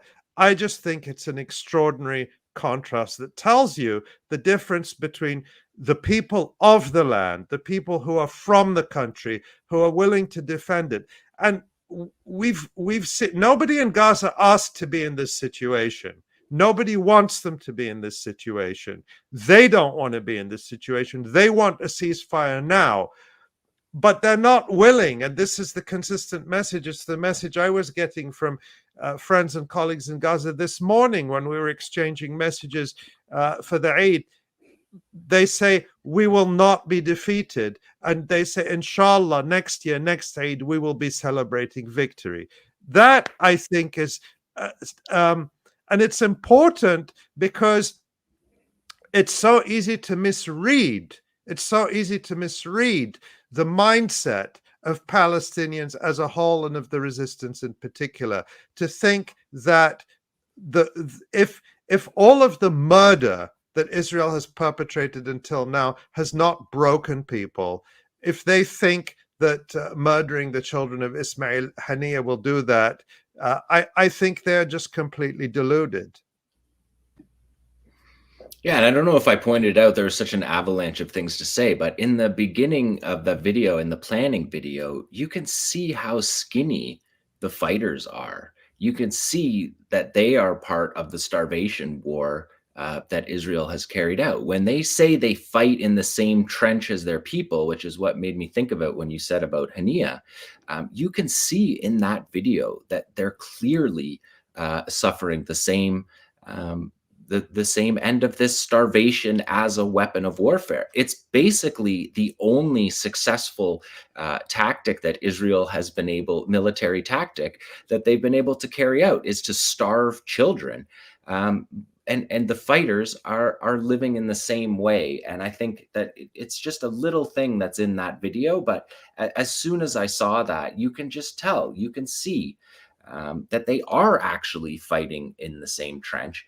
And yeah, that all Israel can do is kill the children of these leaders, which they've killed every leader's children. That's what they do. They've done it for years and years. And they've killed the leaders. They killed Sheikh Yassin, the founder of Hamas. They killed Abdulaziz al-Rantisi. They killed so many,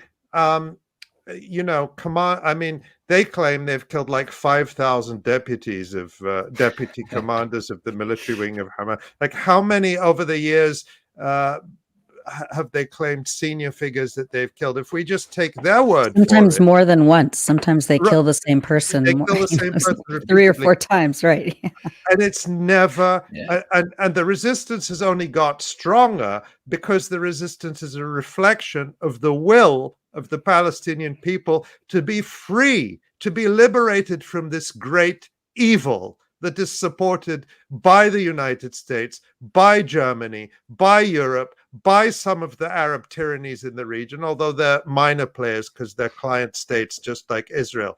But the will of a people to be free of this great evil is unbreakable, especially after so much has been sacrificed. There's no going back for Israel. There's no way forward for Israel. There's no future for Israel after this. And this is what we are seeing written in the streets of Gaza by these fighters.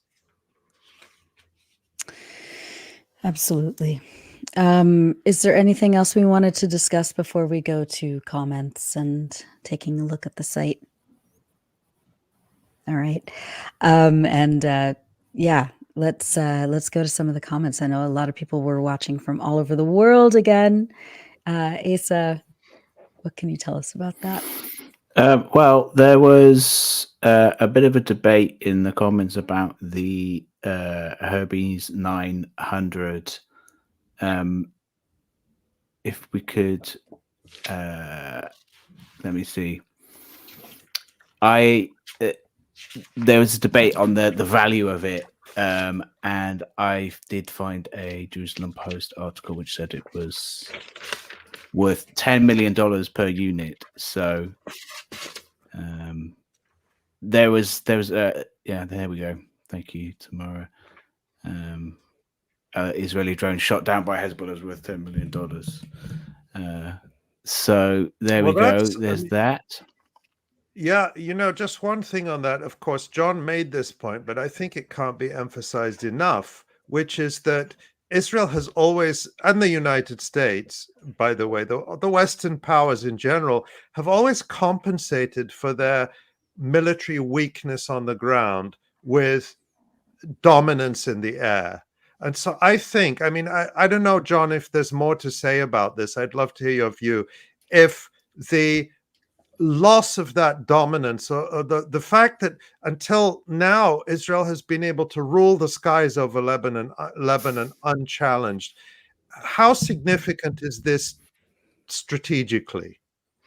Oh, it's very significant. And the question is, and it has been the question the whole time, is how many of these does Hezbollah have? How long does it take them to effectively deploy these weapons? The U.S., the debate is happening because the U.S. has warships in the Gulf of Aden that are shooting down Ansar Allah's weapons, and they're firing weapons that congressional testimonies talk about firing $1 million weapon at a $2,000 drone. And the US, they're talking about that because there's no effective way that the Americans can defeat that. And it's a new development.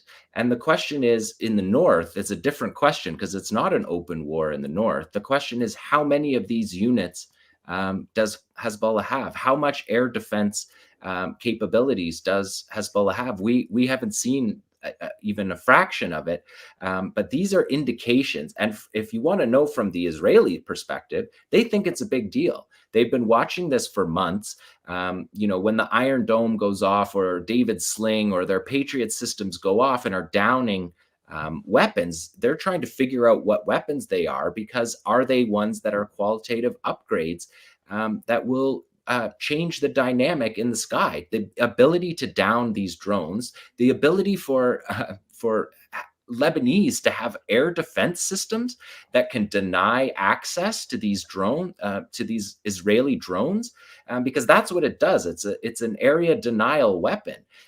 It's an access denial weapon. The weapon changes the way that the drones are deployed, the elevation of the drones, and then their efficacy changes based on that. And then Israelis and Americans have never had to worry about that. They've had air superiority in all of these dirty wars that we've watched for the last 2 decades. And this is an indication that that's changing. And this is the first indication. And because we're following this war so closely, literally hour by hour, we're bringing these developments to you as soon as they happen. But surely there's going to be analysis in the coming months about just how significant Israel sees this. I quoted their aerial defense organization leader, because he's the guy in charge of that. And he's been watching that since that interdiction in 2019, because the monopoly on air power is how Israel functions. It's constantly flying over Lebanon. And these drones are surveillance drones, but at any moment, they can be murderous drones. And that's the reality. Every single video we hear from Gaza, you can just hear the buzz of the drones in every single video. It's a core part of Palestinian life. And they're watching one of these drones be downed, one of these drones that Israel's tries to market to the entire world. Canada wants these drones, countries all over the world want these drones.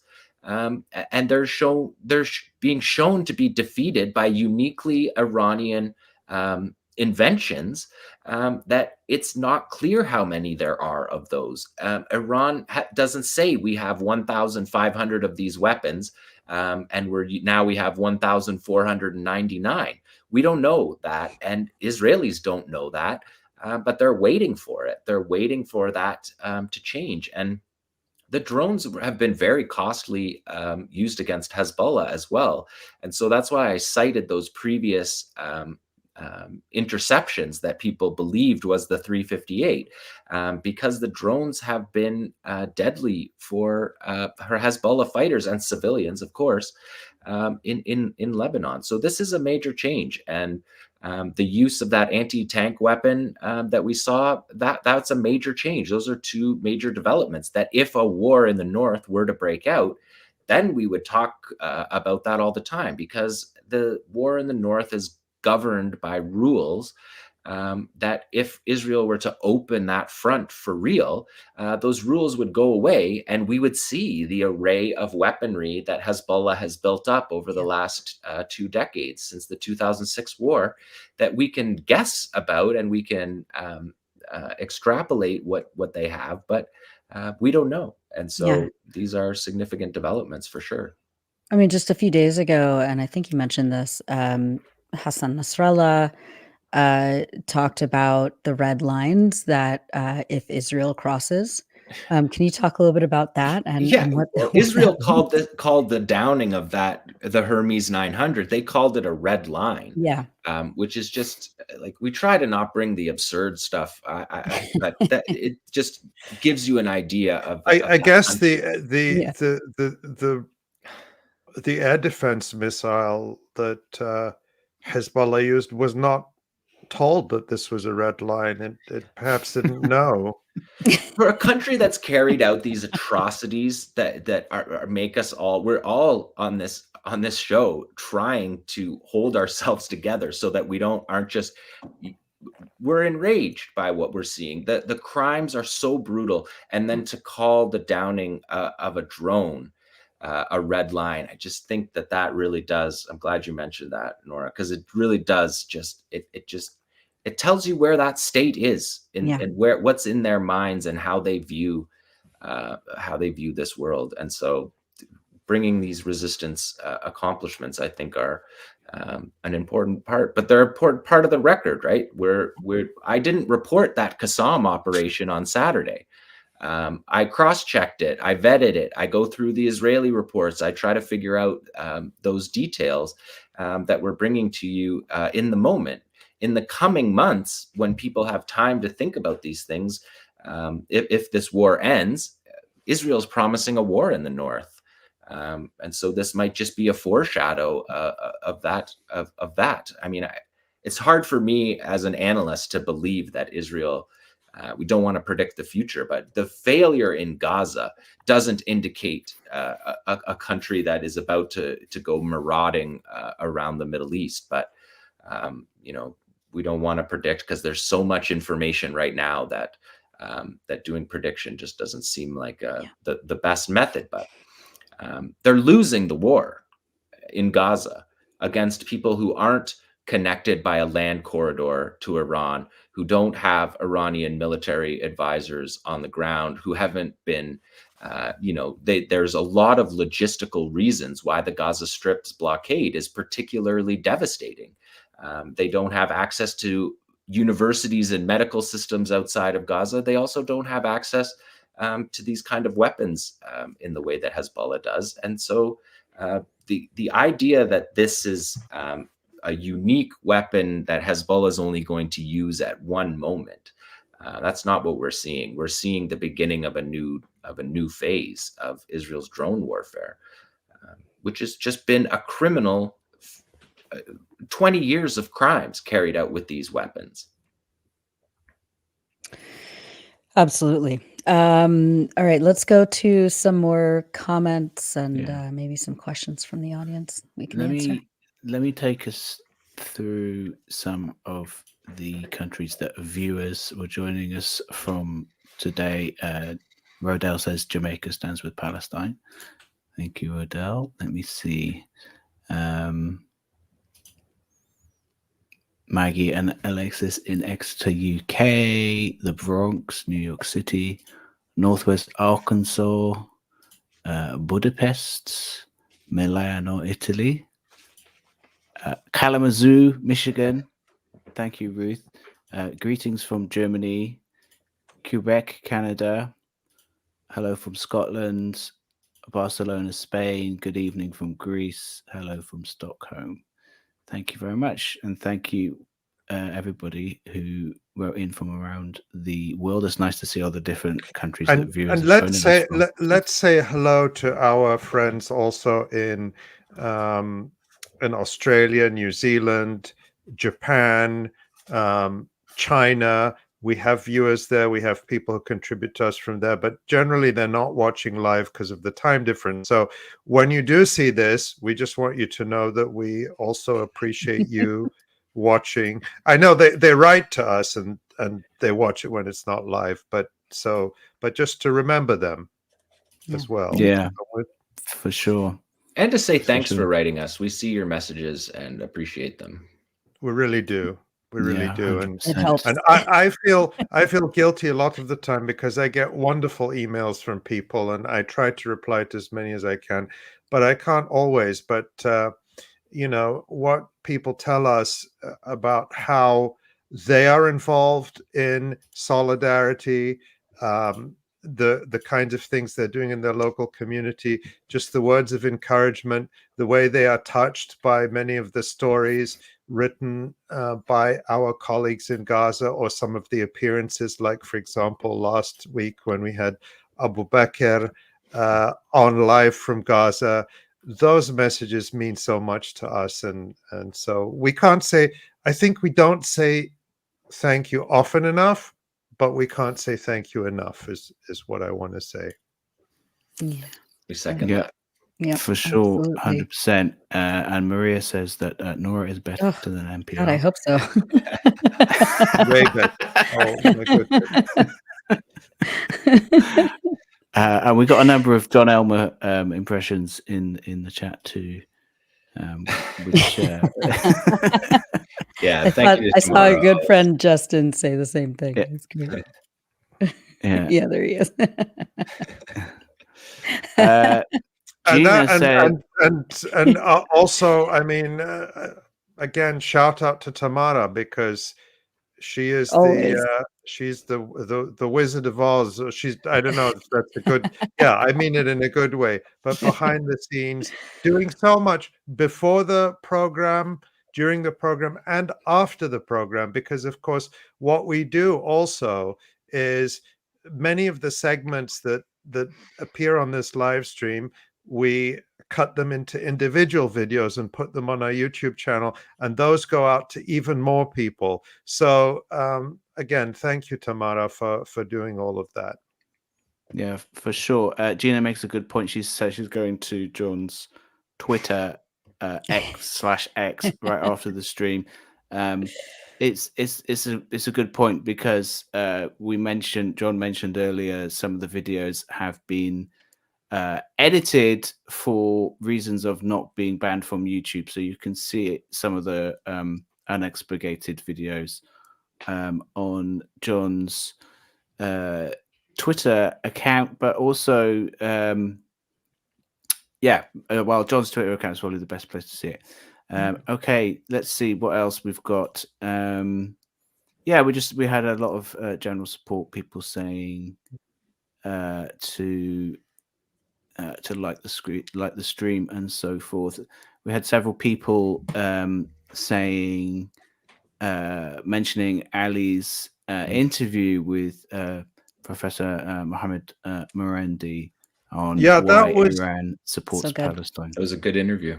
it Yeah. was a great conversation. Well, actually, let's take a look. We can just show, maybe we can go back and take a look at the website, and I can show that page as well for those who haven't seen it. Of course, that interview with Dr. Mohammed Marandi, who is a professor of English literature and Orientalism at the University of Tehran. It's on our YouTube channel. You can also find it at the Electronic Intifada. And what was wonderful about that conversation is that Professor Marandi gave so much insight and background and context for Iran's policy in the region, its alliances in the region. And this is so important because every discussion of Iran in mainstream Western media is demonizing Iran or is just a cartoonish caricature of Iran. You're never going to get any real discussion of what the world looks like from the Iranian perspective. What motivates that support for Palestine? Is it just opportunistic, as are these just proxies, to use the word of Western media? And nobody is better at sort of debunking and cutting through all that propaganda and all that spin as Dr. Marandi. So I highly recommend that. Maybe we can just take a quick look at some of the other stories that are on the front page now by our contributors and our colleagues. Again, we had David Cronin, our colleague, on last week to talk about how he was banned in the Netherlands, but he has a new piece up on the front page about the EU's continuing, the European Union's continuing complicity with this genocide, its continued support for EU weapons manufacturers, Israeli weapons manufacturers rather, under the guise of science and research. This is so important for many of our friends in the EU to know what their governments are up to and what their money is being used for. Let's take a look at some of the other stories, Tamara. You can see again, I have to say, right there, we've got stories from right at the top there, stories from two of our contributors in Gaza right now. Khulud Sleiman, who is in the south, and she's talking, or she's in Gaza, excuse me. She's talking about the desperate famine, the starvation in the north, writing about that, reporting about that. And Batul Abu Ali, who is writing about her own situation. She and her family have been displaced several times. They're living in tents, and she is expecting a child. Of course, there are thousands of women in that situation, but she talks about it from her personal perspective and just how daunting it is to give birth to a child. I can't say this from experience, but how daunting it is to give birth to a child in the best of circumstances. When you have all the care, when you have prenatal care, when you have access to health care and the basic goods that you need to look after a baby, things like diapers and proper food and whatever it might be. And when you don't have that, what's that like? And God forbid anything, there's so many, as someone who has gone through labor and delivery, is it daunting, Nora? It's probably the most daunting thing that a woman can ever go through. Absolutely. And God forbid any complications arise for women who are due to give birth in Gaza right now. I mean, we did that interview with Leila Bakr of the UN Population Fund, who was talking about just the unspeakable circumstances that women and their partners and their families are having to go through just to give birth in Gaza right now. And that was a couple of months ago. I mean, it just, birth is such a delicate and fragile and obviously intimate process for anybody to go through, and to not know where you're going to give birth safely when you've been displaced, when you've been And traumatized, with when no you've been privacy. no Uh, privacy, yeah. no No care. hide. I mean, Yeah. they destroyed the maternity ward at Gaza's largest hospital. I just there's no bottom to the evil Yeah. of this enemy. And so Batul's situation and the feature that she wrote is spectacular, and I hope everybody can read it. Yeah. And just to say that we do stay in touch with all our contributors in Gaza. We are continuing to be able to support them, and to to pay them for their work and to provide stipends. Not everyone is able to write and work, but we continue to support them, and that's important to us. So we just want you to know that we continue to stay in touch. I spent much of the morning just sending messages to people, and I do that as often as I can, but I made a point today to try to send a message to every single one of our contributors in Gaza to know that we were thinking about them and wishing them Eid greetings. And also just to say again, thank you, because a number of people made donations to the Electronic Intifada on the last day or two and said that it was in observance of the Eid, and we really appreciate that. We appreciate everyone who supports our work. This work is all supported by our viewers, our readers, and of course, you can, in the description below this live stream video on the YouTube channel, we have links where you can make a donation, or if you go to the website, you can see that right at the top there's a link to make a donation. Of course, you can do that anytime, but I'm just making taking the opportunity, as I say, thank you to those who made one to mark the Eid. We truly appreciate that. Yeah, we do. All right. I think that's probably it. I'm going to go drink some tea with honey and try to fix my voice. Israel has made me very sick in so many ways, but we persevere. And be sure to subscribe to our YouTube channel. As always, you can get notified to remind you of when our next live stream is. And also our podcast feed is very lively. We have Ali's interview with Mohammed Marandi. We hopefully by the end of today, we'll have another podcast up on what's happening here in the Bay Area in California, and how Israel lobby organizations are trying to file complaints to the Department of Education against the Berkeley school system here for teachers and students daring to speak out about Palestine. So please sign up for our email list. Thank you, as always, to Tamara behind the scenes and in our hearts every day.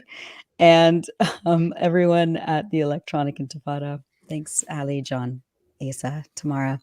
And we'll see you next week. Thanks. Thanks, guys.